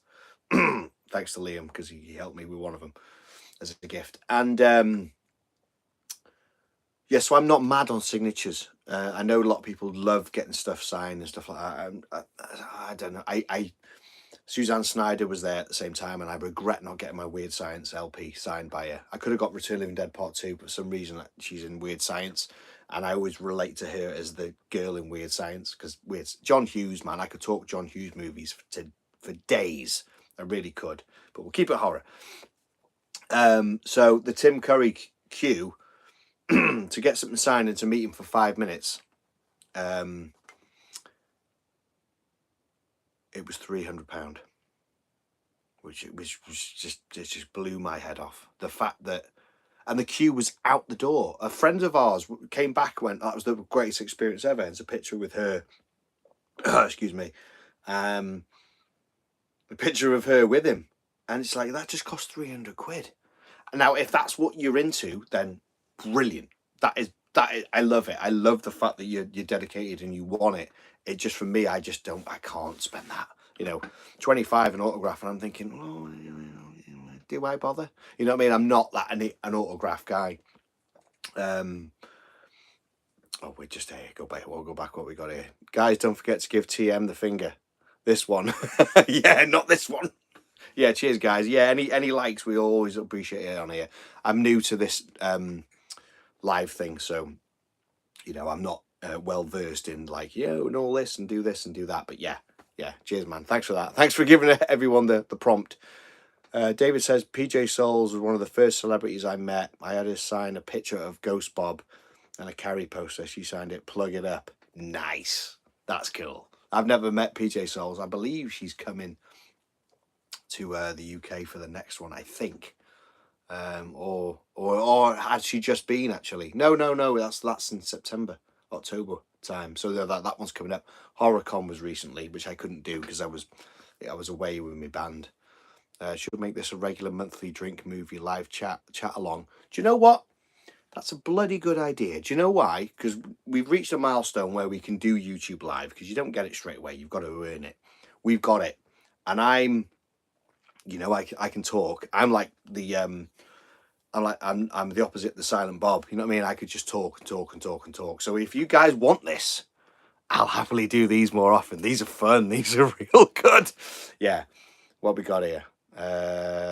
Sam Hain Horror and Collectibles. Not an autograph guy, but think I'm going to go for the Thing cast at For Love of Horror, but the cost has me second guessing. Right, okay. If you want it, dude, I suggest you just do it, because it's a once in a lifetime thing. There's me saying like, oh, I don't go for it because it costs money, and then there's me just trying to persuade people to do it. If you want it, do it, because don't do what I did with Suzanne Snyder and regret it, and then it's like, oh god. And she was only a 20 quid autograph, and I said no, and I just didn't do it. Stupid of me. So if you want to do it, yes, it'll cost the earth, but think how good. You posted about you got the two Thing posters, haven't you? The Drew Struzan and the other, I don't know who the other guy was. Definitely go for the Drew Struzan OG. Get that signed. It's incredible. It's incredible, man. I say that, I've got other things signed, actually. I got Gary Smart to sign my book, my Return Living Dead book. But that's personal to me. I said it to my name. You know what I mean? It's not something that I'd sell it, so I'd get it signed to sell off. It's to me, you know. So what we got here? I'll be doing the Thing cast, saving now, lol. Yeah, that's right. How many is coming from the Thing? How many is there? Is it about 5 or something like that? I met the Undertaker and paid 300 for a photo and a handshake. No regrets. There you go. There you go. Zach giving it the gold. 300 quid for a photo and a handshake. Do you know what? They're only humans. They're only like us. They might be more well to do because they're in movies or they're wrestlers or whatever. But if it's fun and it's an experience, and if you meet someone and they're an absolute legend. I met Tom Matthews, the nicest guy in the world. So nice, he actually came on my podcast. Unbelievable. You know, from meeting him. Would you be on my podcast? Yeah, go on then. Here you go. You message me online. Okay then. And then he did, and he's like, yeah man, I'll do that for you. Unbelievable. Meet these people. I think there's 6 and Adrian Barbeau, so technically 7. Oh, now, oh mate. Yeah man, I passed on Gunnar Hansen and he passed, so that's what's making me think just do it. Like these people from the Thing, they ain't spring chickens no more, are they? I remember going to see John Carpenter live in 2017, and I went to see him especially because I wanted to, because I'd never seen John Carpenter do anything musically. He's always been, up until that point, directing. Well, no, maybe not till that point, but I went in 2017 to see him live because I thought, oh, he's getting on. He might not be here much longer. He's still with us, touch wood, which is amazing. But I'm glad that I'd done it then, because if something had happened, touch wood again, oh, it's terrible. I would forever be like, I had the opportunity to go and see that and I didn't do it. You know what I mean? So yeah, that's right. So have you got the new John Carpenter Lost Themes 4 album just released? I haven't. You know, I'll tell you why. I love the first one. I absolutely love the first one. I play it all the time, but don't drive while listening to the first Lost Themes, because it will just send you to sleep. It's so mellow and so the synth in it is just so good that I was driving home once and I had the Lost Themes on and I was a bit like, oh, and I was like, oh my god, change it. I couldn't do it. But and I like number 2. I didn't really dig number 3, so I haven't tried number 4. I might give it a go. I might maybe give 3 a re-listen. Lost Themes 3, because isn't 4 the noir one, or is that a separate one? I don't know. You'll have to let me know about that. Yeah, Jambo says can't wait to meet her, as in Adrian Barbeau. Oh, who wouldn't? You know what I mean? She's amazing. What else we got? Adrienne for the Fog. Yeah, that'd be amazing to meet her. David says, I don't have a lot of autographs, but I did get a lot of the Rob Zombie Halloween cast autograph. It was only because my wife was working the con as a celebrity handler. Oh, well, that's a bonus, mate. Yeah, that's great. That is good. Yeah, noir is 4. Okay, all right, 4 is noir. Noir. Yeah, that's cool. Get rid of this one. This one's flat. We don't do flat stuff, do we? Let's go for the good stuff. Cheers, everybody. Number 2. Here we go. Give it a gold. Oh, keep it cool in the koozie. Daniel Davis has some good stuff worth checking out. I've not listened to his own stuff. He's actually related, isn't he? Isn't he a nephew? It's John Carpenter, I believe. Obviously, Cody's his son. So they're all kind of related. Did anyone get onto John Carpenter in Studio 666, the Foo Fighters movie? Cheers, everybody drinking. Zach's giving the old ching ching. So yeah, did anyone get onto that John Carpenter was in that, and he did the actual score for the intro, just the intro. The score was done by Ray. Oh God, I can never say his last name.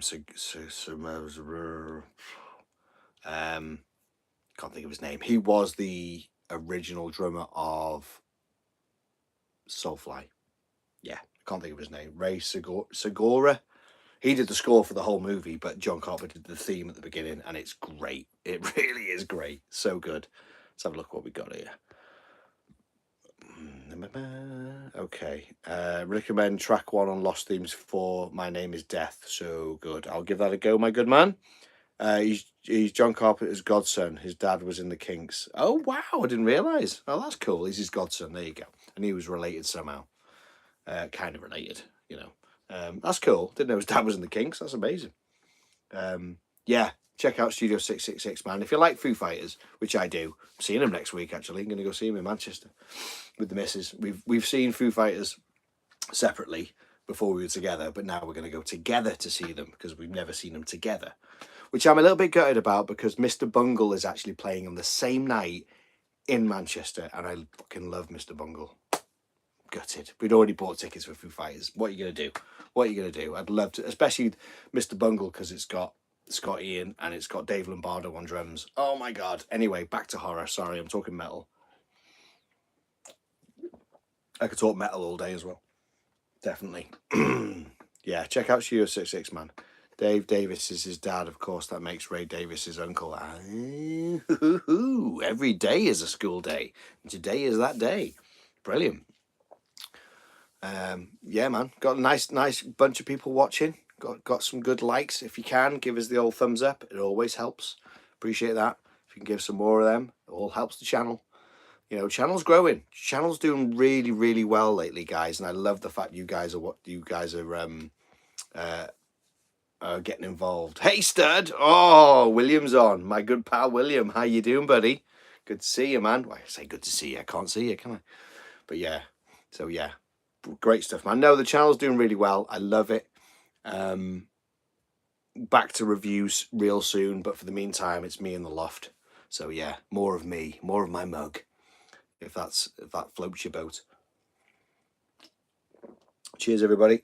Oh, it's Friday. I'd not long finished work when I got in, and I was so looking forward to doing this. There you go, game. Finished the script for my Ghostbusters documentary today. It's a big one. Yes, so everybody needs to go out. Everyone needs to go and check out Gamer Guy's reviews on YouTube. It's my friend William, who's my co-host of my podcast Rabid Weasels. He does gaming reviews, and he just did Batman Arkham Asylum. Great review, great game, and he's just doing the Ghostbusters video game. It's coming out soon. Everyone go and check him out. Great stuff. Give him a subscribe. And let him know that I sent you there, just so he knows. Yeah, go like his stuff, man. It's real good. There's some awesome people on here tonight who've got amazing channels, and you need to check out. Yeah, it's good stuff, man. Good stuff. And we were talking Ghostbusters earlier, actually, William. We were talking Ghostbusters. We were talking movies. That DVD video did really well. Ooh, that DVD video. Oh yes, sorry. I was getting confused. Oh, my latest one. Yeah, man, that blew up. That really surprised me. We got so much love for that. It was crazy. I kind of got another one in the works. So yeah, so hopefully that'll be out in a few days. So give me a few days to film it and edit it, and I'll get that one out as well. That's got some gems in it. It really does. Let's have a look. What we got here. How many Shaun of the Dead DVDs are you up to now? Do you know what, dude? I've not bought any more than what I showed on that old video. I think it was 14 Shaun of the Dead DVDs. I've been really focusing on the Anchor Bay stuff lately. Lately, I've just gone mad for the Anchor Bay stuff. I mean, if you looked in my eBay, it would just be Anchor Bay, Anchor Bay, Anchor Bay, Anchor Bay, Anchor Bay. I've got to be a bit thrifty. Like, don't go mad. You know, I bought a few lately, and I've got to like think, right, don't go mad, don't go mad.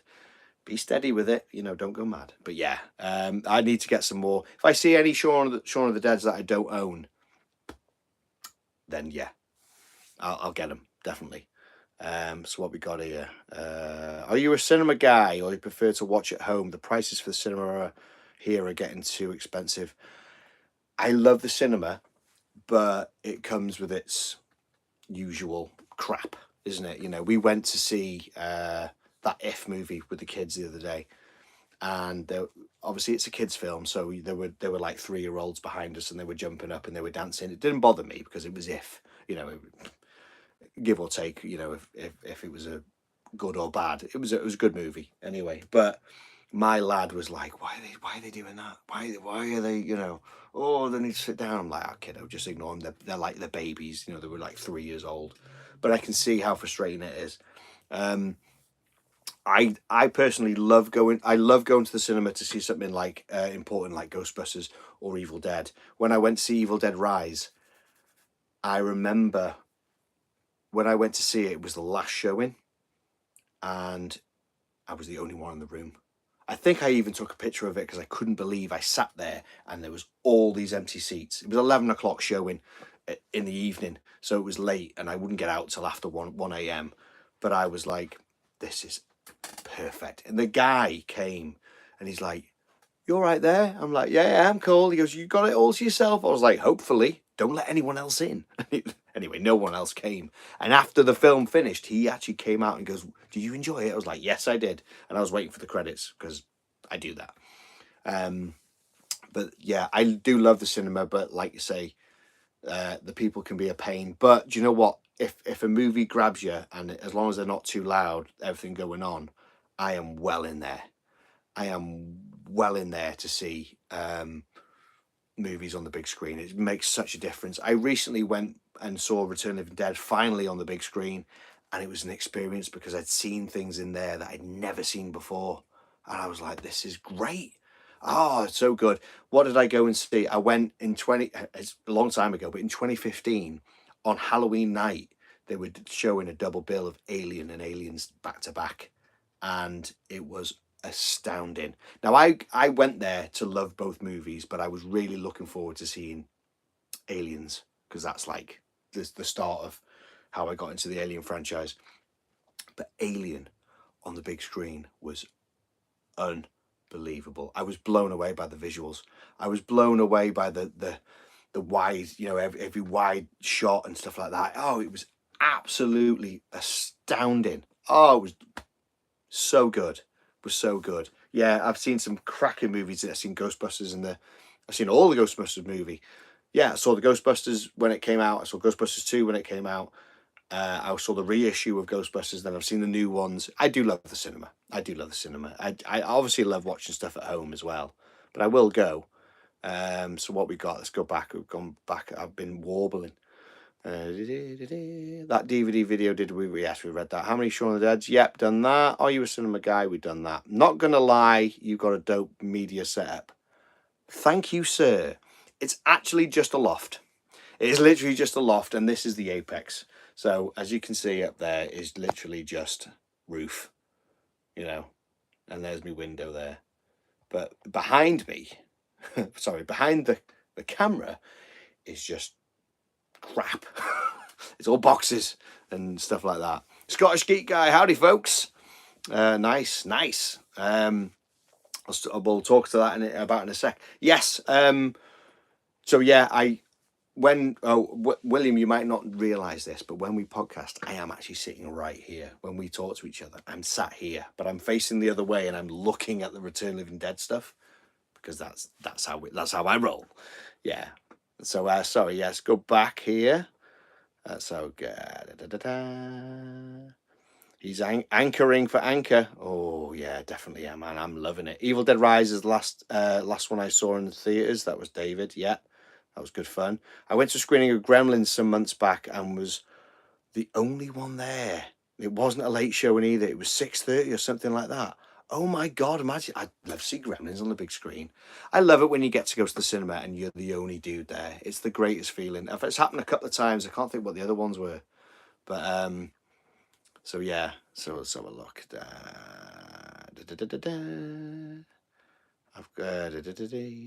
Okay, so howdy folks, Scottish Geek Guy is in. I've got that Alien Head Blu-ray set too, Pride and Joy. They released it on Blu-ray. Did they? Or have you put your Blu-rays in it? Because I've got the Blu-ray set up there, the anthology one. That's a good idea, isn't it? Put your Blu-rays in there. There again. I've got it there. I've got it there. I've got it there. And I've got them up there. So yeah, that's a good idea. That's cool. What else we got? Oh, Jambo's heading off. Jambo, thank you so much for coming on, dude. It was great to chat to you. Brilliant. Let's have a look. Okay. I got that Alien Head. I went to my mates to cinema to see Alien Marathon 1 to 3. Awesome experience. Oh, nice. Nice. I saw the Alien and Aliens on that Halloween, like I said earlier.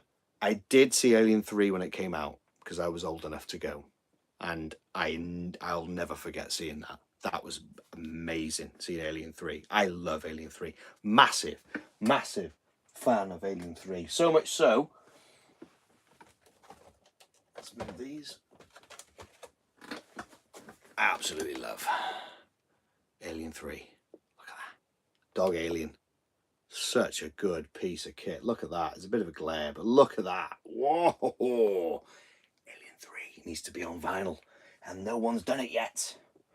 They need to get their arse in gear and release it on vinyl because Elliot Goldenthal's score is astounding. Liftman, he agrees. Alien 3 is great indeed. Yep. Okay, let's have a look. Okay, let's go back a bit. Sorry, we're I'm looking at your media shelf and I spot a lot of doubles. I assume you double dip a lot. Oh, William. Oh. You haven't seen my video of my 14 Shaun of the Deads, have you? Or my 11, or was it 11, 12 Return of the Living Dead LPs?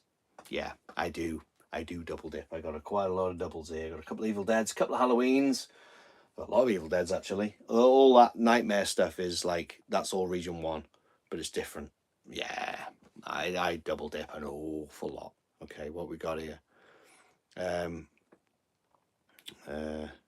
Need the OST on vinyl. Oh, mate, you and me both. I need to revisit Alien 3. I've got the assembly cut, but I've yet to watch it. Mate, get the assembly cut watched. Is it Blu-ray or is it DVD? Because the DVD, the audio is shocking. They actually have what they actually did for the assembly cut of, let's get it. Whoa, stay there.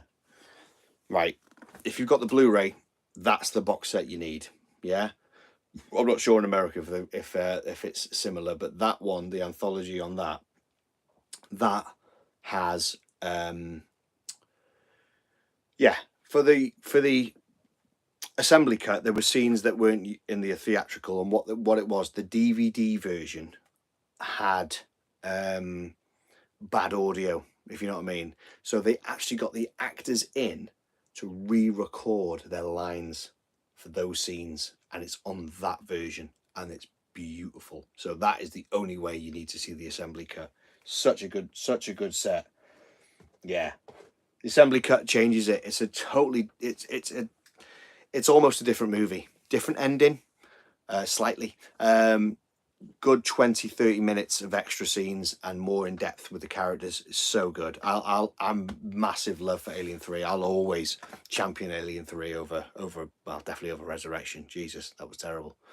Alien 3 is great. I'm looking forward to the new Alien film. Oh mate, that trailer. That trailer that dropped the other day looks incredible. Oh, I've got the Blu-ray box set, the 4K one of the first two. Okay, cool. Yeah, I've got the Blu-ray box set, the 4K of the first two. Wait, yeah, it's DVDs in that. Oh, right, okay. I thought you meant you had your Blu-rays in that, so I was getting a bit confused. Okay. Am I looking forward to the new Alien film? Oh my God, I cannot wait. It's Fede Alvarez. He did Evil Dead 2013. There's a long story about how I didn't like that at first, but now I absolutely love it. Look how gruesome the Evil Dead 2013 is. So imagine what he's going to do with Alien. It's in safe hands, man. Definitely is in safe hands. He's a hell of a storyteller and he's a hell of a filmmaker. I cannot wait for the new Alien movie. I'm going to be talking about for a long time. Alien 3 is great indeed.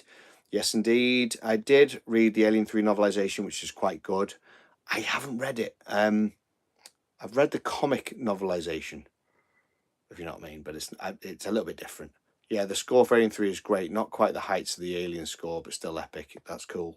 There's supposed to be an Alien Romulus popcorn buckets. Oh my God. That is an alien you strap your arms in. Amazing. Oh my God, that would be so good. I tried to get the ghost trap, but in the UK it's just impossible. The only thing I got that was Ghostbusters related was that. That's the only Ghostbusters thing I got, and this is heat changing. So see my fingerprints. If I do that, it's slightly heat changing. Look at that. That was the only thing they had in the UK. I wasn't going to spend overly mad in the to get something sent over just for a popcorn bucket. Amazing as it looks, this popcorn bucket thing, this phenomenon's crazy. Multi dip. Oh yes. Let's have a look here. Hi buddy, do you like French horror? Inside Martyrs High Tension. There you go. Does this answer your question? Although it's Haute Tension where you are, Switchblade Romance where we are here. Fucking love this movie. So good. Oh, I can't talk enough about how good Switchblade Romance is, or Haute Tension. Martyrs as well, but Martyrs is a hard watch. Ooh, yeah, it's a hard watch, Martyrs. I love it, but yeah. Another one is Frontiers. Another French one. Remember Frontiers? Around about the same time as this. This, man. This, though, for me, is like the prize. It's such a good movie. If anyone's not seen Switchblade Romance / Haute Tension, please go out and check it out. It's so good. It really is so good. I'm loving all these likes, guys. If anyone can give us more thumbs up, we'd super appreciate it, guys. Absolutely amazing. Loving it. I'm getting into this live thing. Facehuggers galore and Alien Romulus. Yes, they are. Got to run. It was good hanging out. Take care, all. Good to see you, David, man. Thank you so much for coming on. It's been great. Cheers, man. Yeah, I can't wait for Romulus. I cannot wait. August, so we haven't got long. We haven't got long to wait at all. I can't wait. I literally cannot wait. It's going to be so good. Big Alien fan anyway, and the fact that it's Fede Alvarez is just a win-win for me. Yeah. I found Martyrs well tougher than Cannibal Holocaust to get through. I think you should be sound with Cannibal Holocaust. Yeah, it's the whole torture thing of Martyrs, isn't it? It's just really, to see what they do to that poor girl in that movie. It was just like, that stayed with me for a while, shall we say? Yeah, so maybe it might be all right with Cannibal Holocaust if that's the case. But yeah, Martyrs is great. I do own Martyrs, but Switchblade lives in the close collection because it's a fucking great movie. I love it, man. It's so good. Yeah. It's ace. And do you know what? It's a French movie, but because halfway through the film you don't really get a lot of dialogue, and you kind of forget it is almost. And I'm one of them. I have the subtitles. I'm not lazy. I won't do dubbing. Sorry. I read the subtitles because I want to hear the real audio. I think unless it's an amazing dub, and I've seen both versions of that because I think you get both on that. I've watched both to see which I preferred, and I prefer subtitles. I want to hear the set. You know what I mean? I want to hear the actor speak. You know what I mean? Proper. It's how it should be. It's how it should be. I got a recent release of Switchblade Romance Hot Tension from Second Sight Films showcase on my channel. Beautiful set. Scottish Geek Guy. I will be checking that out. Oh, don't. Oh, I definitely will. Martyr's had a vinyl soundtrack. It is a nice one. Oh shit, Andreas! I didn't know that. Oh, I'm going to check that out then. Definitely. I'd love it if there was a Switchblade Romance one, but I can't remember if there was I can't remember the score in that. To be fair, William's asking me, what are your thoughts on the Godzilla series, just the series in general? Never got into Godzilla, guys. No, as a kid, I was never taken by it, and as the years have gone on and the movies are coming out, I got no interest. The only one I watched and kind of watched religiously growing up was that terrible one in the rain, the one with Matthew Broderick. I know, it's terrible. It's not really a Godzilla, is it? It's more like a lizard. Yeah, I've just never got onto it, and I should do, because everyone's raving about it, especially the -1 one. Is it the -1 everyone's talking about? Yeah. About dubs, first watch The Fog was German dub. Not too bad, except Andy was nails on chalkboard. Brilliant. Yeah. Superb stuff, man. Yeah, no, Godzilla's it's kind of passed me by. We were talking earlier about movies I haven't seen that would shock you. Add that to the list then. Add that to the list. Yeah, man. Good stuff. Good. Good stuff. Oh, is there any I'll tell you what, look when I was pulling out my figures to show you the Alien 3, look what I pulled out. It's not horror, but it's an original Two-Face. Look at that. And it's got the coin, which I bought 2 of these because I've got a coin there. See, I love that. You can't beat Two-Face. Best Batman villain. Always has been for me. Let's have a look. Favorite movie score of all time? Oh, dude, that's a hard question. That's like saying which is your favorite child. It varies. It goes up and down. I do love I'll tell you my favorite John Carpenter score. The Fog. I love The Fog. I come from a seaside town, and I don't live in a seaside town anymore. I've moved more inland. So when I put The Fog on, not only is it a creepy score, and it's beautifully done, it also reminds me of home. So I love The Fog for another reason as well. Escape from New York is your favorite Carpenter score. That's a good one. That is good, to be fair. I heard the score before I saw the movie for that. 100% with you on The Fog. Yeah, man. Yeah. It's I don't know. There's something about The Fog. I love it. I'm a big fan of Jerry Goldsmith. So Poltergeist for me. Oh, Jerry Goldsmith, man. R.I.P. What, I'm saluting him. What an absolute legend Jerry Goldsmith was. Yeah. There's something about Jerry Goldsmith. He was. It's on the back of the Poltergeist record. I've got the Mondo and I've got the German original.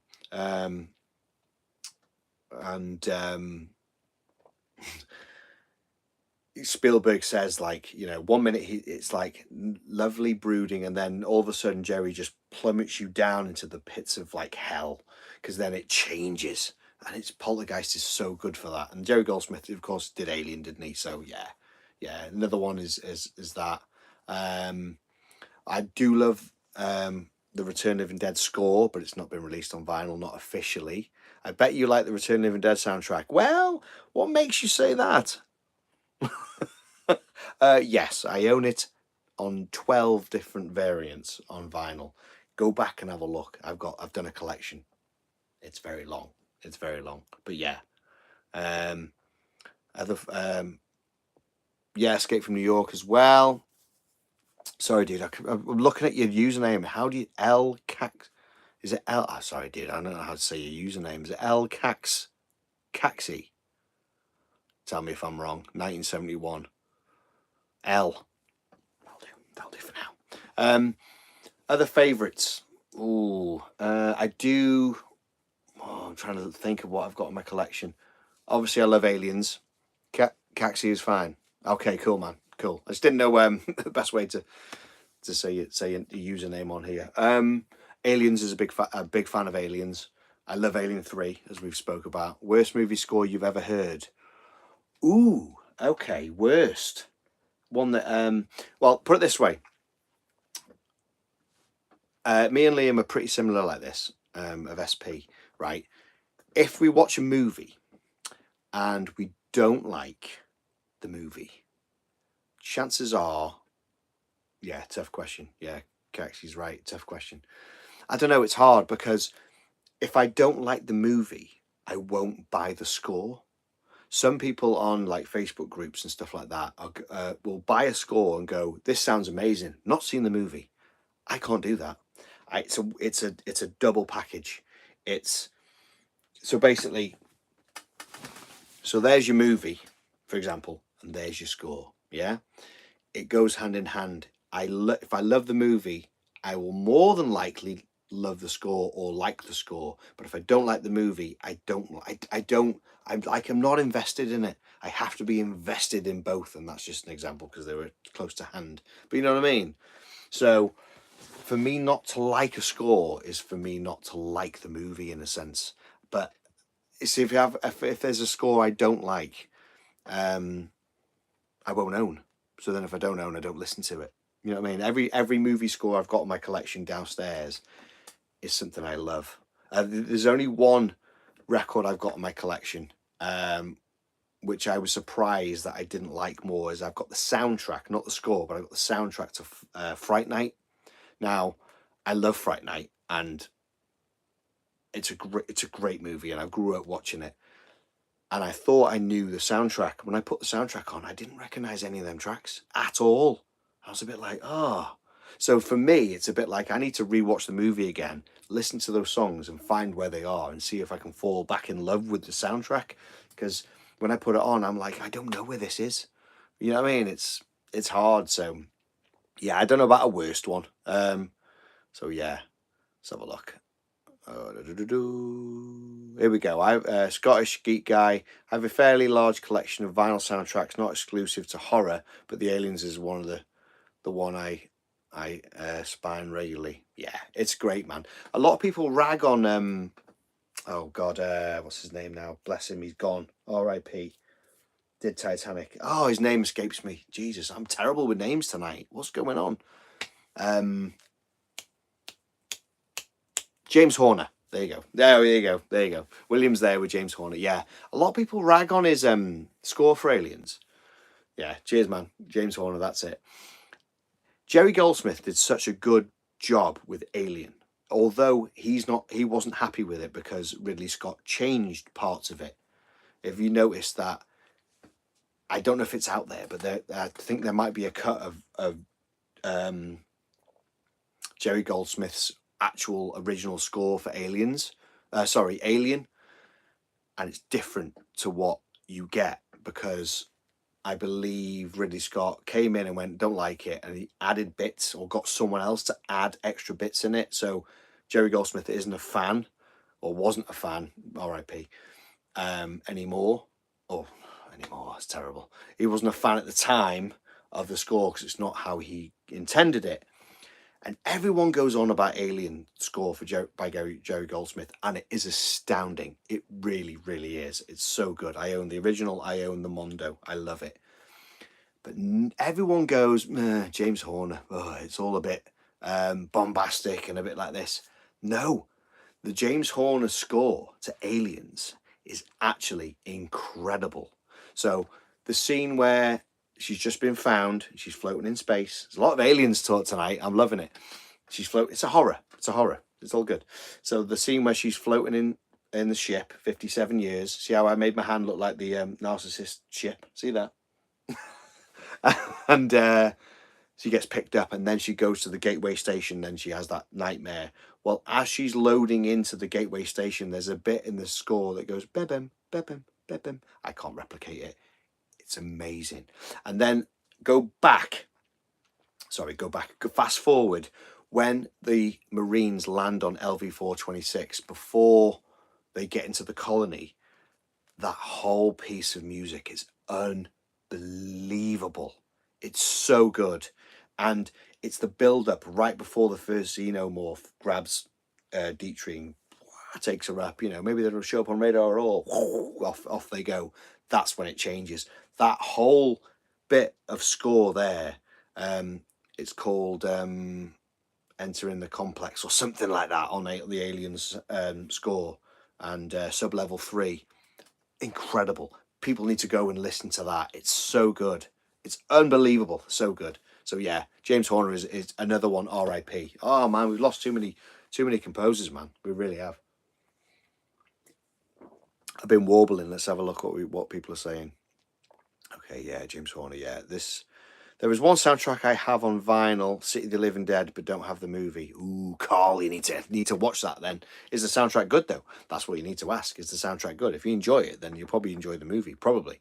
I've never heard people say the Alien score was bad. I've always heard nothing but praise. Yeah, that's weird because I love it. But yeah, it's I've heard people go, yeah, but it's not Alien though, is it?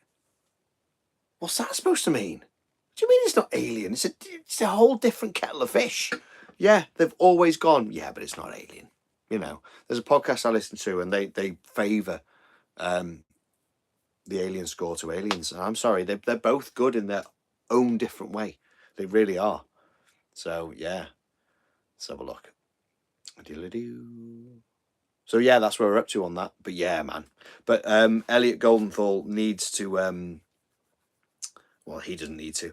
I'd love to have that. I've got the CD of the part score to Alien 3, but yeah, I haven't got the full one. And what we got here? Liftman said Aliens and Jaws themes are legendary. Jaws. I've recently been listening to that. John Williams. John Williams, man. 96 is he now? I think he's 96. That's unbelievable. Yeah. Jaws is something else. It really is. I listened to it recently. I put it on and I literally caned it right start to finish. It's so good. It really is. That if you watch our Jaws review, go back, father and son track, where it's that nice bit where he's doing the thing with his lad, doing the hands, and he's copying with the you know the scene. Everyone knows the scene. Listen to that track. Because although it's nice, you've got that underlying hum running through it because things aren't right. Chief Brody he's distressed. He's had Mrs. Kitner give him the slap, just before that scene. So he's sitting there, he can't even eat his food. If you look, he doesn't touch his food. He's too distressed about what's going on. And the theme, the music score underneath is just unbelievable. Yeah. That's so good. Okay, we'll go back here, right? I've been thinking the Jaws theme this whole time.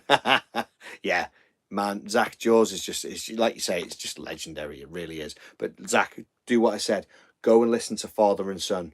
Yeah, watch the scene on YouTube or whatever, or DVD or Blu-ray or whatever you've got, and watch that scene, and then go on YouTube and listen to Father and Son. It's unbelievable. It's unbelievable. William says, my favourite Jerry Goldsmith score is probably The Mummy with Gremlins 2 as a close second. Nice. I don't know much. I don't know the Mummy score. I have seen the movie a long time ago. Gremlins 2 is superb. Of course he did 1 and 2, didn't he? Lost Highway is a nice non-horror soundtrack, by the way. Thanks for your video. Very informative. Cheers from Chile. Ho ho! Thank you, sir. No, we appreciate you. We appreciate you coming on here. I love it. Absolutely love it. Liftman's asking, do you like Hot Fuzz and World's End as much as Shaun? I actually prefer Hot Fuzz over Shaun. I know. Movie-wise, Shaun of the Dead's amazing because it's zombies, it's horror, it's comedy, it's also gruesome. That's what I love about Shaun of the Dead. It doesn't put it pulls no punches. It's very much a nod to Day of the Dead. It's a nod to Dawn of the Dead. It's a nod to a lot of Romero stuff, really is. And I love it. But Hot Fuzz is Giallo. It really is. Who done it? It is. And that Hot Fuzz to me is a horror. And I've said to Liam, and Liam agrees, that Hot Fuzz should be reviewed on our show because it is a horror movie. It's just a giallo. It just doesn't look like a horror movie because, you know, it's cops, it's, you know. But yeah, Hot Fuzz for me, it's got all the one-liners. It's got everything you need in Hot Fuzz. World's End I do love as well, but it's not as loved as the other two. But I do love World's End. It's great trilogy. That's the only record I haven't got is actually the World's End. I've got the Hot Fuzz score, and it's brilliant because you've got tracks on one side, and then you've got the suite on the other side, and it's the whole thing in one big suite. Amazing. Amazing. That's Mondo. Back when Mondo were good before they got taken over. Yeah. Let's have a look here. Okay, what we got here? Right, he's going to check that out. Okay. Is anyone eating that? The thing that's also cool with Jaws is because the shark didn't always work. They had to depend on the POV of the shark and the score to let you know when the shark was on the hunt. Yes. Now, let's go back to Jaws. So Zach's just put up a good point, and I mentioned this on our episode, that when the shark turns up, as Zach was saying, that's right, it's the dun dun dun dun. You know it's coming, right? So when the kids have got the fin, yeah, and they're in the bay, you know, he made me do it. You know the scene. I mean, everyone knows the scene I'm talking about, yeah. If you watch it again and watch that scene, there's no theme because it's not Bruce. You don't know it. You don't realize until you know that. You know that, and then go back and watch it. You go, oh my God, yeah, there was no. You only, you know, and then he turns up, doesn't he? Bruce turns up, and the girl's going, shark, shark. Then the score's there. Yeah. Yeah. That's it. Here we go. What we got here? I have Carl is saying, I have Jerry Goldsmith music compilation CD, but I love his Psycho 2 soundtrack. Did he do Psycho 2? Oh my God, did he really? Oh my God. I didn't even know he did that, to be honest. Oh my God, I need to go back and get some Jerry Goldsmith in my life. You know, he's only got a certain resume until he passed away, so yeah, he needs that. I love the part where Jaws goes, it's Jaws time, and Jaws all over his victims.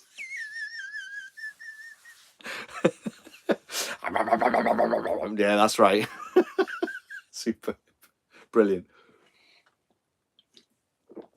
Are we a fan of the sequels of Jaws? Eh? We love a bit of Jaws 2, bit of Jaws 3. What about the Revenge?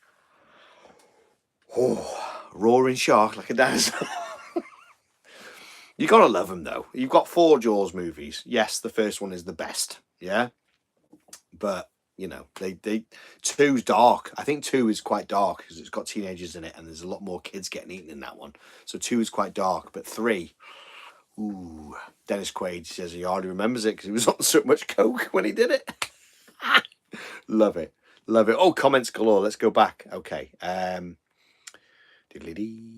Anyone seen Spielberg's Duel? Love it. Oh, of course. It's totally, you know, it's his first movie, and it's literally the roar, isn't it? The truck going over is the fin. Jaws Unleashed. The game. Oh God, that was a great game. Yeah. Hey, William, Jaws Unleashed. There you go. There's a game for you to review in your gaming channel. That would get some views, I tell you. Yeah, my daughter loved that. She's mad on Jaws. It's her favourite movie. Shout out to Mia. She loves it. And shout out to Cara because she loves Shaun of the Dead. My 2 daughters. There you go. Okay. Jaws 2 is actually quality. 3 gets rough. Yeah, it does, doesn't it? Yeah, it does. Yeah, 3 is where it starts going downhill, isn't it? And 4, I don't know. I watched 3 a lot.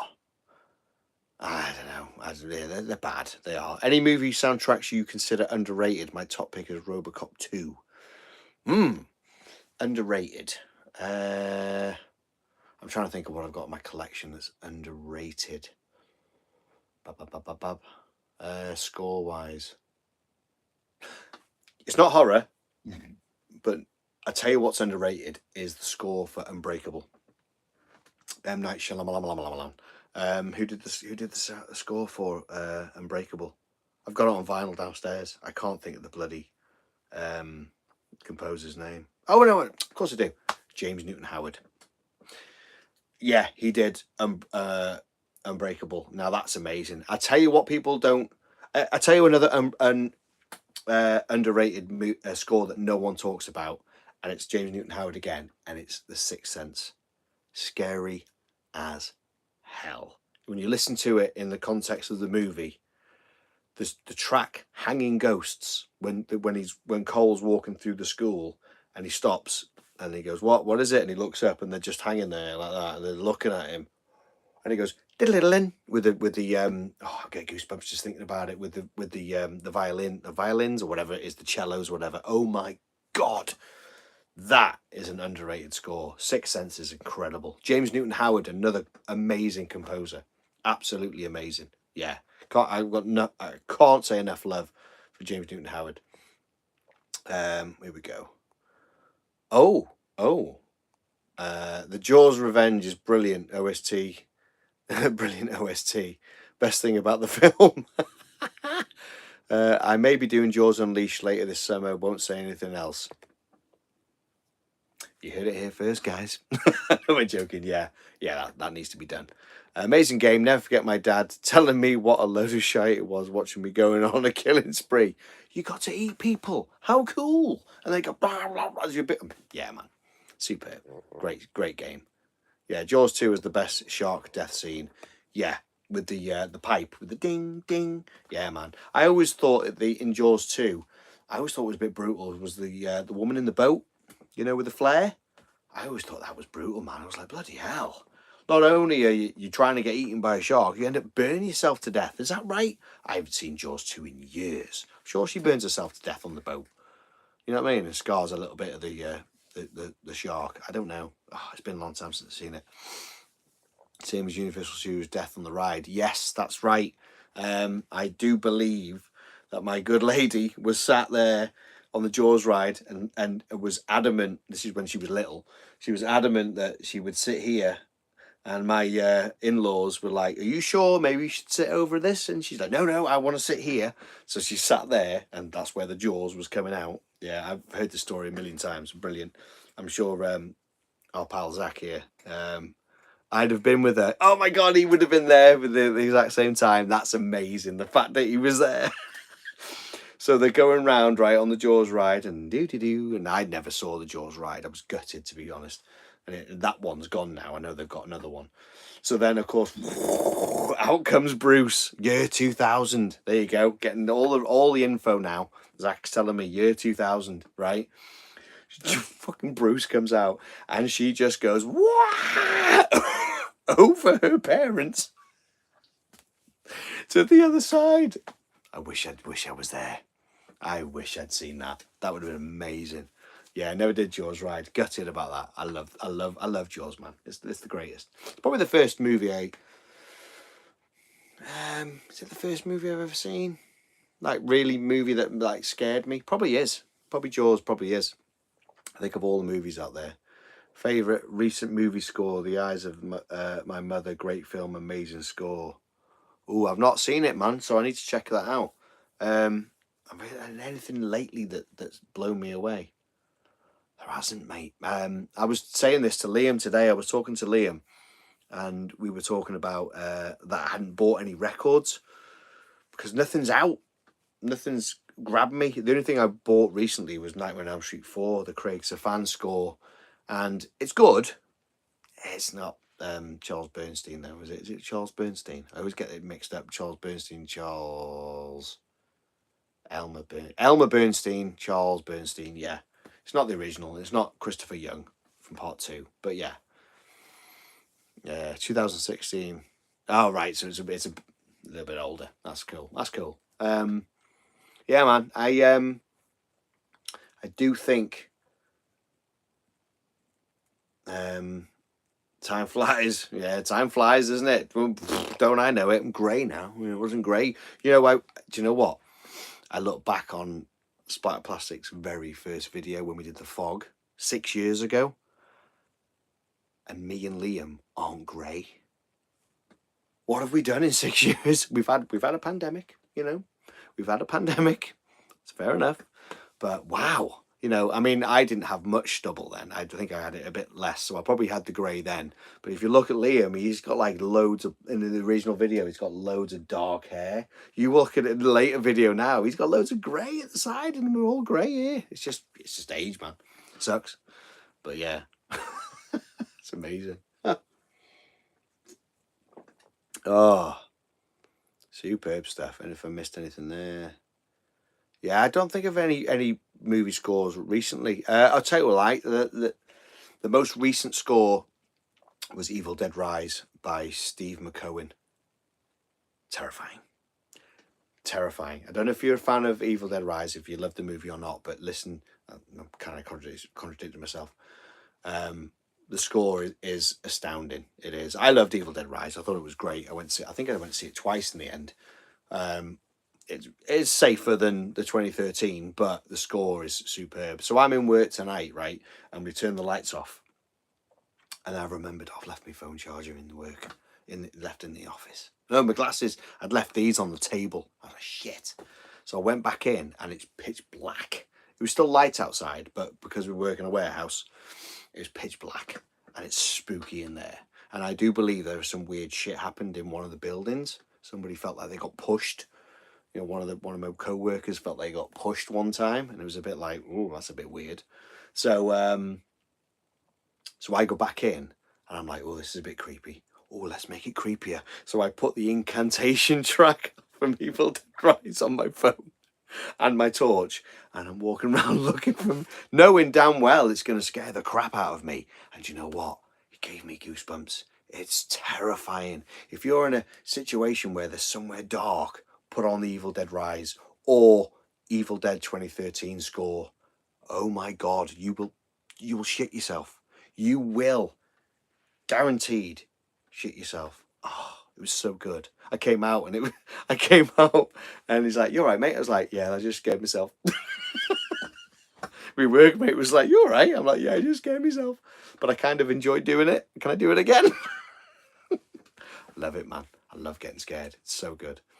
That's one thing I've never done. Is gone to these haunted places. Like you can get these like abandoned places that people go and they say it's haunted. Not these proper like you pay people like have like broke into places. Now there's loads of stuff where I used to live in Wales. There's loads of them. And I never went to any, and I was a bit gutted because I've always wanted to do it. Now they've kind of all securityed off, but people would do this. We would go and like spend not all night there, but they'd go at like 7 and then come out at like 3 a.m. and stuff like that. And I wish I'd done all that sort of stuff because it's so much fun. I love scaring myself. I don't know why. I give myself the willies. I don't know. Daft. What have we got here? I'd recommend Child's Play 2 and 3 as well as the original classics. Now, Liftman, I said this on an episode recently. I don't dig the Child's Play movies. I know. For me personally, I always thought it's a doll. Just set fire to it. It's that big. You know what I mean? I don't know why. It never appealed to me. And recently I got the Child's Play box set in a big bundle. So I've got them. And I'm actually going to give them a rewatch. I'm going to give them the benefit of the doubt. It's a long time since I've seen them. Brad Dourif, isn't it? It's superb. He's superb. So I'm going to give it another go. But I've never been massive on the Child's Play movies. I've always thought, I don't think I've even seen past one, to be honest, because I never thought one was my cup of tea. I don't think I ever bothered with the rest, but I have a box set over here, so I will give it a go. On your recommendation, I will give it another try. So yeah, and then Andres is asking, do you have any gems that you were looking for currently on records on DVD? Well, I'm on a bit of an Anchor Bay purge at the minute. So all these are Anchor Bay that are along here. So I'm looking for anything with Anchor Bay that I like. I'm not just getting any Anchor Bay. I'm not going for stuff that well, there's a couple there I've got that I haven't seen, but they came in a bundle, if you know what I mean. But I'm not purposely going out and getting everything Anchor Bay. I'm just getting the ones I like and maybe different variants. Record wise, what am I looking for? I'm looking for the original The Fog, the original press with Jamie Lee Curtis on the front, you know, the holding back the zombie hand coming in. I want the original of that. I want the rest of they're not new, they're all old. I want to get, I've got the original Nightmare on Elm Street Part 2 and Part 4. So I want to get original 3, I want to get original 4, I want the original number 1. I would love the soundtracks for 3 and 4. I know they did them. And 5, the score and the soundtrack, and 6, the score and the soundtrack as well. I'd like to get that. I would love to get the Book of Souls. I never picked it up at the time because it was too pricey. It was black vinyl. Nah, I won't bother. And then Death Waltz folded. So now, if you go on eBay and look for the Box of Souls, it's about 700 quid. I just can't justify it. I cannot justify that kind of money on 6 records. So I want them.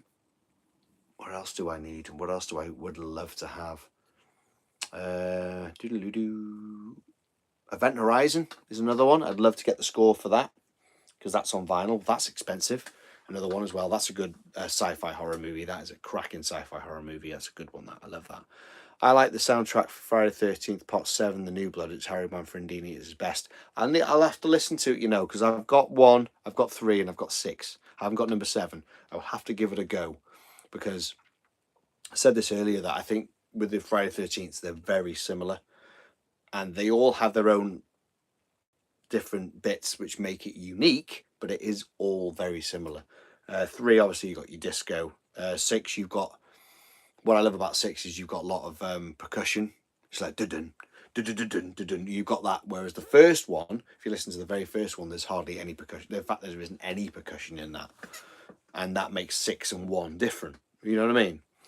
But yeah, Harry Manfredini, he's a great composer, superb. I'm glad he's still with us at least. Do you ever get Vipco VHS or DVDs in the 2000s? No, I don't think we. I don't think I've ever heard of Vipco. Is that something that? I don't even know if we got them over here or Liftman. Whereabouts are you? Whereabouts you from? Because Vipco doesn't ring a bell. I don't know it either. We got a lot of the Anchor Bay. That was a lot of the stuff we got here. What else did we get in the UK? Cinema Club was another one, and Entertainment in Video. What's the other one? Obviously 20th Century Fox, the usual. Entertainment in Video. There's another major one. Where is it now? I'm looking at my DVDs because they're on the DVDs, aren't they? Cinema Club, I've mentioned. Prism was another one. Prison Leisure, that was another one as well. Studio Canal, that was a bit later on, wasn't it? That was it, really. So I'm not sure whereabouts Vipco was from originally. UK based. Oh, shit. No, I don't know how I've missed that then. I don't know how I've missed that. That's crazy. No. What releases have we got on Vipco then? Because maybe I actually own them and don't realise. Are they the... I think I know which ones you mean. Are they the black? They are. Sorry, I know what you mean now. I've totally had a brain fart. They're the black ones with the gold writing with the skulls on the top. Is that right? Because I do have some of them. But they're stashed. I think I've got... If it is right, then I've got Zombie Flesh Eaters. They advertised as uncut, but they weren't entirely. I think they're the ones you're talking about. I think I've got them. Are there any here? I'm sure there's some here, or there's some in a box here. I think I've got some here. Let's have a look. See if I can find some. Hang on. Just so we're on the same page. Where are you? Where are you? You need to be. Is there any there? No. Oh, here you go. Here you go. Yeah. Yes. Sorry, I had a complete brain fart. City of the Living Dead. Yet to watch it. Yeah. It's Vipco, isn't it? Didn't even twig. Yeah, so I've got a few of these. I've got Zombie Flesh Eaters. I've got Zombie Flesh Eaters 2. City of the Living Dead. I'm sure I've got more. These are all gifts off either Paul or Liam. But yeah. Yeah, I haven't seen it yet. But yeah, I've got a few of them. Don't know why I had a complete brain fart there. There's a book they released charting their rise and fall. Check that out. Definitely will. Yeah, man. I need to get on. I've got a lot of movies recently, but I haven't found the time to sit and watch them because I've got a lot of stuff, and it's like I need to get on these. Definitely do. Yeah, some good ones there. Brilliant, man. Brilliant stuff. Let's see if I've missed anything here in the old chat. Zombie, etc. Yes, Black was. Yeah, that's the right one. Yeah, they were advertised as uncut, but they weren't entirely. Yeah. 6 years, man. 2016, 6 years. Time flies, man. Time flies. So, oh no, I appreciate you guys hanging around for the live. I don't even know what time it is. It's probably very late, but it doesn't matter because it's the weekend. Anyone got any weekend plans? Anyone do anything special? I'm just going to be making more videos. I reckon that's all I'll be doing. Sounds like a plan. Definitely. Second beer, not feeling it. I think I've been talking too much. That's probably why. Cheers. Okay. Smashing Pumpkins tomorrow. Ooh, nice. Down in Londillion. That'd be cool. Never seen the Pumpkins. Mate of mine, Will. Different Will. He loves them. He's always been mad on them. I've appreciated them, but I've never really got into them. I was always into the heavier stuff. Is it 12 in the UK? Well, there you go. Cheers, buddy. Cheers for the thing. It's 1:20 in Denmark. Wow. That's amazing. Oh, that's cool, man. I'm loving this. Are we up for some more live? That's what I want to know. Are we up for doing this again? Because I like this. I could do this. We could talk. We could have topics. Oh, we could do topics. We can do it downstairs where I've got records. Obviously, I can't play them. So for anyone who's late to the party, I originally planned to do to sit in front of my record player and spin some records, but I was advised that playing copyrighted material on a YouTube live stream would be a strike. So 3 strikes and you're out on you. So that's what the rules is with YouTube. So I couldn't do it. So I came up here. I thought it'd be best to come up here out the way. The kids are asleep. The missus is probably fast asleep downstairs, and I can just sit up here. We can talk movies. And the fact is that the beauty about being up here is if you talk about a movie that I've got, for example, I can show you. You know what I mean? So that's the bonus. But when it comes to records, at least downstairs, I can show you the records. But yeah, if you're up for this, man, I'm loving it. This is great. This is great stuff. That's what we got. Yes, more live up for that. Do this again. Superb, guys. I'm not done. I can carry on. If you guys can carry on, I can carry on. Although I am starting to need a wee. But, you know, sacrifice of live. Yes, mate. Zach's up for it. Excellent. Good stuff. So, is there any other horror movies do you think I should watch? Look what I've just spotted here. Snapper Case. Amazing. See that fluff go in front of there then? That was definitely haunted, that was. Snapper Case, man. You know, I was in work today, and obviously I'm on a bit of a DVD binge at the minute, especially with Anchor Bay. And I thought to myself, do you know what I need to do? I need to get every horror that's got a snapper case. Because I've said this before and I'll say it again, DVDs are becoming rarer and rarer, and I've got a reason why. But I don't want to talk too much about it because I want to put it in a video. I want to do it as a proper video. The reason why I think that they're getting rarer and rarer. I've got a reason. I've been out to the few shops and I spoke to a few people who work in a few shops. But we'll talk about that at the time when I do it. But I want to get the snappers because I think these are rare, man. I think these are getting rare. These are rarer than normal DVDs. I love the thing in the middle. Proof of purchase, the tear out proof of purchase there. These are so good. Yeah. So the scariest movie of all time, apparently. It is terrifying, to be fair. It is very good. Terrifying film. The Exorcist haunted me as a kid. I'm not surprised, fella. I ain't surprised. I've got more IPA. Have a wee and let's go. I should go and have a wee, but I can't have a live where I'm not even here. I'll be fine. I'll be fine. But thank you anyway. Thank you for the pit stop. Did you ever see The Fourth Kind? Fourth Kind, that rings a bell.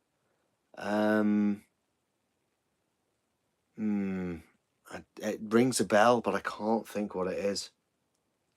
Yeah, let me know. Let me know a bit about it, because it's ringing a bell. It does ring a bell. Same. Yeah. Scared. It scared Caxi as well. I was late to the party with The Exorcist. I was very late to the party with this. It's one of them ones that it's been out since the 70s, and I've grown up in the 80s, and I was a teenager in the 90s and stuff like that, and I hadn't seen it. And then I think so we're talking well over 20 years ago now, at least, but I actually sat and watched it, and it really, really surprised me, because it not only is it terrifying, it's great storytelling. And that, at the time, 20 years ago, that's when the horror.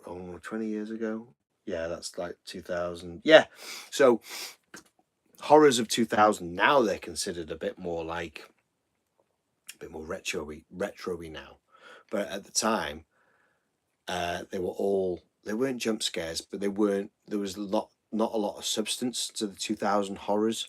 There was a lot of remakes. You had the Texas Chainsaw, you had Dawn of the Dead remake and stuff like that. So to watch this made me go, wow, that's how you make a horror movie. You know what I mean? Story-wise and plot-wise, and yeah, the whole storytelling part of it was amazing. Now the 2000 movies are considered like gems. Some of them, not all of them, but it's like now. Go to recent horror movies now. What's the most recent horror movie I watched? Barbarian. I loved the first half of Barbarian. I didn't like the second half. If you've not seen it, I'm not going to say, but I loved how it started, but didn't like how it ended. Another horror movie I watched was Malevolent. I didn't like it. I did not like that at all. I just thought, no. I don't know, it didn't grab me. And then when I found out what it was, I was like, really? Nah, that's not for me. Not for me. Anyway, horses for courses, hills and valleys. Everyone's different. Everyone likes different things. That's why I don't. It's funny. SP is a review show. We review the vinyl. It's weird because I don't listen to many other people's reviews, because I always have my own judgment. So I feel it's kind of contradictory for me to go, this is how this score is. But I suppose the beauty of SP is we go, this is what we think of it, but you go and give it a go. At least there's that. But I don't take people's reviews as salt, as in like, oh, well, they said it's rubbish, so I'm just not going to bother. No, I might love it. It might be my greatest movie of all time. So I'm not going to listen to what you said just because, you didn't like the way John's hair looked in the movie or whatever, you know what I mean? So yeah, it's very subjective. I love it, man. I just love movies, love talking movies. It's great. It's great shit. What have we got there? What have we missed? Let's go back. Okay. Yeah, so with The Exorcist, Zach was saying it's portrayed as true, and they do split screens of the film of real footage and reenactment. When I watched it, it came out, it was it really disturbed me. Dude, how old were you when you saw The Exorcist? This is the thing, you see. I watched it as an older, we're talking 20 years ago. So I was 30. I'm close to 50. So, oh, sorry, The Fourth Kind. I thought you meant The Exorcist. Sorry, I was thinking I don't remember the real footage in The Exorcist. Oh, right, okay. Do you know what? I'm going to have to Google that. I'll have to look on IMDb and have a look at The Fourth Kind. It does ring a bell, but I'm not 100% sure. But how old were you when you saw The Exorcist? People who saw The Exorcist, were you young? Because I'm old. As in, I was older when I saw it. I was 30. So I would kind of like all right with horror, if you know what I mean. It was like, oh, that wasn't very nice. But I was a bit like, oh, that wasn't very nice. Not like, Oh, I'll tell you one film that did scare me, and still scares me to this day. Probably 7, 8, or 9. Oh, Jesus Christ, dude, no wonder you're bloody petrified of it. Jesus Christ, you would be at that age. One film that scares me. 2 films that scare me. Right, there's one. And number 2 is... Oh, they've not got it here. Shit! It's not here. I can't show you because the second one's not here. Okay. This one creeps me out, even to this day.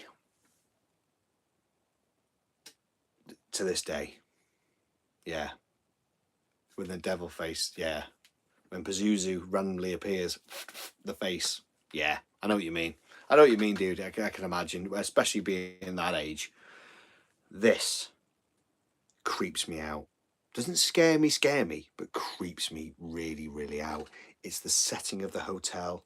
It's the long hallway shots. I don't know, man. It's just something about this. Just unnerves me. And I remember my eldest daughter, Cara. I took a picture of her. I took a picture of her, and I cherish this picture. She is sat on the couch, and she's got the cushion up here like this, and she's watching like that. And she's watching it. That is literally the picture, and I cherish that picture because it's the first time she watched this. So good. Yeah, that one. Yeah, all work and no play, innit? Isn't it? It really is. It really is. What else have we got? You've got The Shining. You want to get sued? Yeah. You gotta love the Simpsons quotes. Yeah, Simpsons quotes all day. Yeah, that one. And the other one, I haven't got it here. I must have moved it. Is American Werewolf in London. That one. Yeah, that still terrifies me to this day. American Werewolf in London. Someone asked me before about score that you didn't think was great. There you go. The American Werewolf in London. We just did the review on it, and the tracks are they're done by Miko, so they're actually original tracks that have been re-recorded by Miko, and now we know that they're re-recorded by Miko. They are a little bit shite.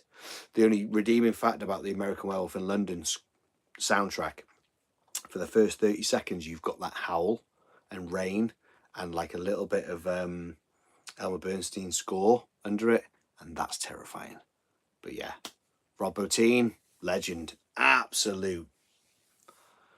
Rob Bottin, no, Rob Bottin's Howling. Rob Bottin was the Howling. It was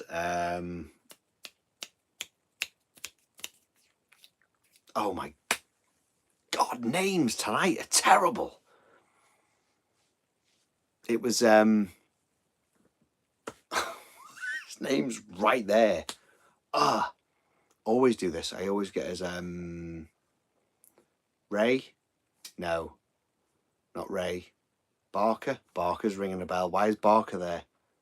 Not Barker. Yeah. It's easy to do because he did the Howling. It's not. You just realised. Yeah, it's not your bad, dude. It's very easy to get mixed up. Not Barker. Barker. No. Rick Baker. Rick Baker. Thank you, sir. Rick Baker did American Werewolf in London, and Rob Bottin was his protege, and Rick Baker was working on the Howling already, and then John Landis was like, "Whoa, what about my movie? What are you on about? Whoa, what are you doing? You're supposed to be working on my movie," and it wasn't. Well, all right then, okay. So he left the Howling in Rob Bottin's hands, and then went on and did American Werewolf in London. So it's easy to get them two mixed up. It really is. Rob Bottin, of course, is for me, the Thing. Oh, my God, the Thing. And the Fog as well, because he played Blake, didn't he, as well? Where are you? That's the one Arrow Blu-ray I do have, and this was a gift off Liam. The Thing, man. Oh, my God. Rob Bottin in that was just absolutely killing it. And what I love about Arrow is the reverse, and you get the original. Look at that. Astounding. Love it, man. Love it. Yeah. Rick Baker's the transformation scene in American Werewolf is astounding. If you can go back on our episodes and look at our American Werewolf in London review, and there's a little bit where the transformation scene has got the original score over it, and it's unbelievable. That's all I'll say. Just go and check that out, man. It's so good, so good. Oh, only after seeing behind the scenes can I now see the foam where mentioned. Foam? What's that then? What foam's that? Are we talking American Werewolf? Or are we talking The Howling? I don't know which foam you mean. What kind of foam are we talking? Don't know. Let me know. Let me know. Of The Thing. Where's the foam in The Thing then? I don't remember seeing any foam. Foam. No, that doesn't ring a bell. I'm probably going to be post-dog scene. I've never seen the foam. I've never seen it. No, I'm going to have to rewatch it, man. I watched that. I was ill a few months back. I had a bad flu. And I sat on the couch and watched it on Blu-ray for the first time. Dog Autopsy. Nah, mate, I don't know where that bit is. I'm going to have to rewatch it to see where you mean. But I watched this on Blu-ray for the first time because this is a gift off Liam, and I was astounded to see how good the effects were on this, even on Blu-ray. It's still, obviously there's a foam issue there, but yeah, I was still blown away by it. I thought that was amazing. That's great.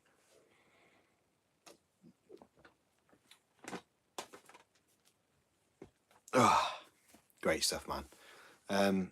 Where Blair reveals the unfinished dog face. Nah, mate, I can't think the bit. Yeah, he pulls it off and he's going, oh, and he's he's great, isn't he? And he's pulling, oh my God, and he's pulling it off. But I don't see the foam there. I'm gonna have to check.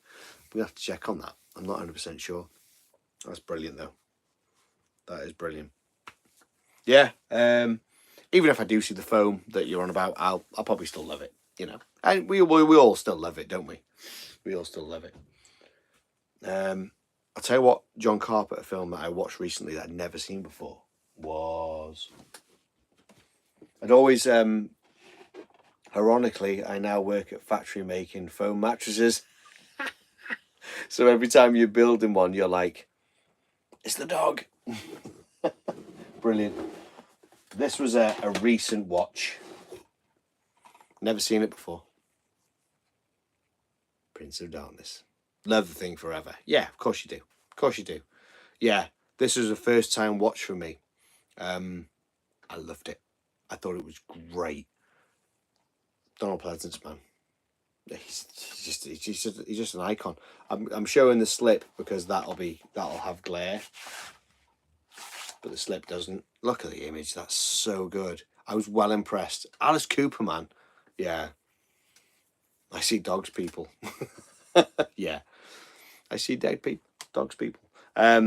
This was a really good watch. I really enjoyed this. Now, this whole set, I got these DVDs. I won these on a competition. Mad About Horror were doing a competition where you could win. These are just the DVD versions, but they're upscaled, brand new restoration. So you had Escape from New York, superb. Late to the game on this, I will admit I'm very late to the game on it, but when I saw it, I loved it, to be fair. Snake Plissken, I can see why people love Snake. So that was one. Obviously the absolute classic, They Live. I love it.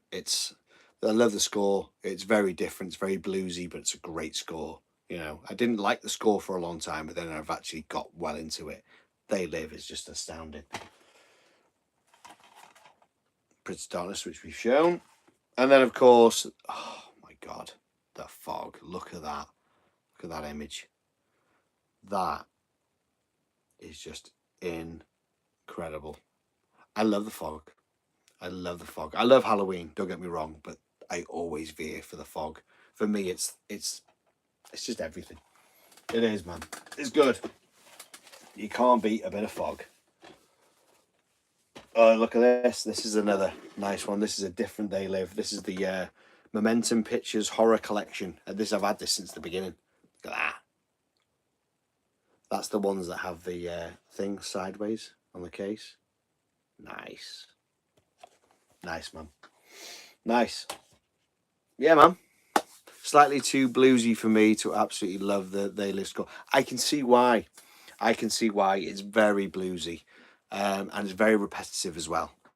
It's not something that's very different. It's like I say, very repetitive, so it gets a bit much sometimes. But I get it though, yeah. Yeah, there's only a couple of John Carpenter ones that I don't think I own actually. While we're talking about the fog, how good the fog is, I've also got the original 2-disc card. Oh yeah, of course. Look at that. I didn't realise. Love your shirt. Of course, it's Hell on Shirts, man. You can't see it properly, but look, it's got the logo on it. Look how good that is. So good. It's on the sleeves. Look, They Live, We Sleep, Obey, Obey, and it's got the. Look at that. Oh, it's amazing. Yeah, man. Yeah, the original 2-disc, The Fog. I got a funny story about this. I watched this once when I used to live back at home at my parents. I watched this on this version, and it always reminds me of this. And I watched it. It was very late at night, and then I turned it off, and then I turned over, and I felt like somebody was watching me. Yeah, I swear down. Yeah. I felt like somebody was watching us, but I didn't turn around and I didn't think anything of it because I thought, no. Because if I turn around, then then that if there is someone there, then they disappear. Or if I turn around, I have to face this person. So I didn't turn around, but I knew there was definitely somebody standing there. And the next day, I found out that my auntie had passed away. I think she was visiting me before she went. Honestly, I swear down. But I was watching that. So when I look at this, it reminds me. It's weird. Isn't that weird? What are the extras on this? You just asked. Okay, audio commentary by director John Carpenter and producer Deborah Hill. R.I.P. Smoker. See, she was a heavy smoker, wasn't she? New documentary, Tales of the Mist, Inside the Fog. Original 1980 documentary, Fear on Film, Inside the Fog. Storyboard to comparison, outtakes, photo gallery, trailer and teaser. There you go. They're the extras that were on this old Momentum 2-disc, The Fog. The beauty about this is, because it's Momentum, yeah, R.I.P. Deborah, yeah, very much missed. Very much missed. Look at that. The stomach's gurgling. Ooh. Should go for a burger right about now? Nah, not really. There you go. Beautiful. And then, oh, good job I looked. Put my finger on it in case it moves. Double disc and then a book. That's why I love DVDs, man. Love them. Love them. I'm not sure you get the same love and detail with Blu-ray. I'm not a massive Blu-ray collector, so I can't really comment. Do Blu-rays have the same kind of love? Do they? I know you do get the special sets and you get these media books. Sorry, not media books, the steel books, but I don't know. It's very nostalgic for me. It's very much like growing up. I mean, one of my earliest horror movies on DVD would have been, I remember buying this, Army of Darkness, Anchor Bay. So the reason why I loved it was that The Evil Dead 3, the only version out there that has that. Literally, I've got loads of them. all them are Evil Dead. All them are Army of Darkness, sorry. And I've got more over there that aren't Anchor Bay. And that is the only one that says Evil Dead 3. Because that's what he wanted to call it. Or the Evil Dead 3. The Medieval Dead. It was supposed to be, wasn't it? Yeah. Love it. Love it. Love it, love it, love it. Yeah, so what are we saying there? Let's have a look. R.I.P. Deborah. Brilliant. Yeah, man. Ace. Not about Deborah. Nancy Loomis, aka Sandy, was hot in the fog. Of course, she was in that, wasn't she? Loved her hair. That DVD edition of The Fog is pretty rare, but I'm glad I have it. Is it rare? What, that one? The green? That's a rare. That's rare. Yeah, mine's battered. If that's the case, I'll have to get a fresh one. Mine's little bit battered. Yeah, man. I got that. I think I got the Blu-ray of that version. I do. There you go. And of course, the score was released by Silver Screen, which used this image as well as the Death Waltz, which is superb. But I have one of each, or two of each. No, I've got one of each. Oh, Zach's making he's making ways. Good night, man. Great first stream. Thank you, buddy. Thanks, Zach, for coming, for joining in. I appreciate you, man. Thank you so much. Great stuff. Yeah, man. I could talk John Carpenter till the cows come home. But let's talk about something else. Can we talk about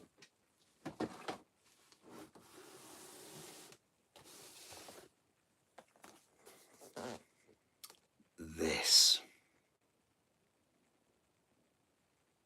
Yeah, Friday the 13th. This box set is terrible. Not terrible as in like the movie. The movies are great. The movies are great, but this box set, the UK box set, is pretty terrible. Why?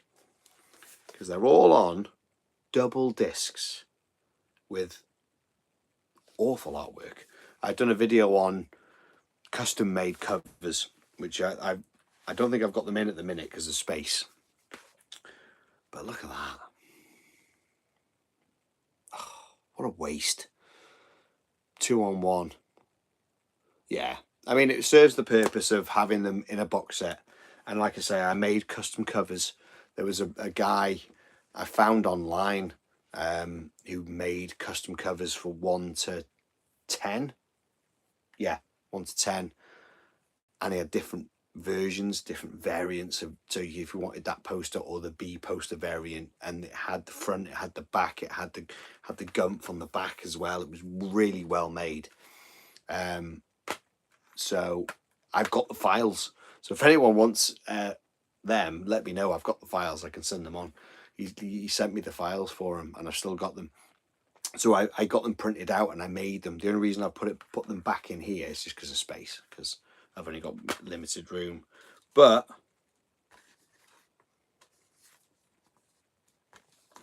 yeah, don't know. Great set, Ultimate Edition DVD. I need to get the Region 1 because the Region 1 has a documentary on it, an extra disc. But the UK, they didn't do it. I don't know why. But with Nightmare on Elm Street and Friday the 13th, they really, really just went whatever. You know what I mean? The Nightmare box set that's there, it's crap compared to that one. The classic Region 1. It really is. But yeah, there you go. What do people think about that? I like it. It's daft. It's ridiculous. But I absolutely love it. I think it's great. It's daft, it's stupid, it's fun, but it's uber Jason. It's got all your best bits. You know what I mean? You've got the what was it? Sleeping bag scenes in this as well as in 7. You know what I mean? You can't go wrong. You cannot go wrong, man. It's superb. So let's check anything there. Jason. Now people get it wrong. A lot of people do the noise for the but they do it differently every time. It's supposed to be which is kill, ma, isn't it? Yeah, it makes me laugh. Makes me laugh. There you go. Oh, can't get it back in, man. Too many things in the way. Superb stuff. Superb. Everyone doing okay? We all good? Oh, we've been going for a while. Kill for Mama. Exactly. Yeah, Caxie's right. Kill for Mama. That's what it's based on. Yeah. It really is. Great stuff, man. Yeah, kill. I know what you meant. I know what you meant, dude. It's totally fine. It's totally fine. What have we got here that hasn't been shown? That's good. I've got a load of new DVDs that I've picked up, and I don't know what they're like. I'll give them a go. I'll give them a try. Great stuff. Great stuff. Right, that's that. That's that. Cool.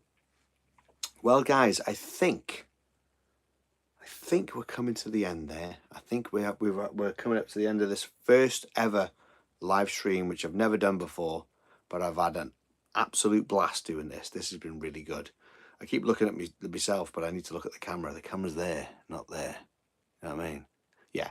I've had an absolute blast, guys. It's been so good. Thank you so much for coming on and chatting with us, especially short notice, because I kind of announced it today that I was going to go live. I appreciate it. And like you say, if you want to see more of this, then I can do these more often. We can talk, we can get topics. We can go, tell you what, go on the Splattered Plastic Instagram and send us a message about any topics you want to talk about. If you want to talk about movies, you want to talk about scores or whatever. An early 80-ish Danish horror film I like is called Wolf Time. Oh, I've not heard of that one. Not heard of that one. That's a new one. I'll have to look up for that one. I'm going to get a pen and paper next time, and anyone suggests something, I think I'll write it down. But yeah, if you want more of this, I'd love this. This is cool. We can do this again. This would be great. Yeah, but a girl being a werewolf. That'd be interesting. I'll give that a go. Definitely give that a go. Right, guys and gals, thank you so much for coming on. Appreciate it. Thanks for all the love. Thanks for all the thumbs up. Appreciate that. This will come up on the channel. Everyone check it out. Check out some old videos if you haven't.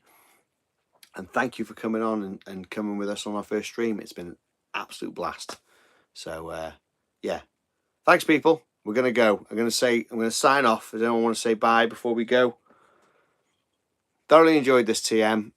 Caxie, thank you for coming on. It's great to chat to you. It's been great. I've really enjoyed chatting with people. It's been really good. There's been, loads of people we know. Cheers, mate. Yeah, it's been lovely having people like I know on as well, which is really good. So I appreciate everyone coming on. Great stuff. I've had a blast. I'm third beer in. I think if we do it again, I think I'll probably chug them a bit faster. I've been doing this, which isn't a bad thing, but you know what I mean. I've been doing a lot of this. Cheers, guys. I'm going to sign off. So, yeah, Lift Man, been fun. Thank you so much. Been great. And we'll see you on the next one. And message me if you want to talk about specific topics. Good night, all. Wonderful. All right, guys. See you soon. Take care. Thanks a lot. Tinman, out.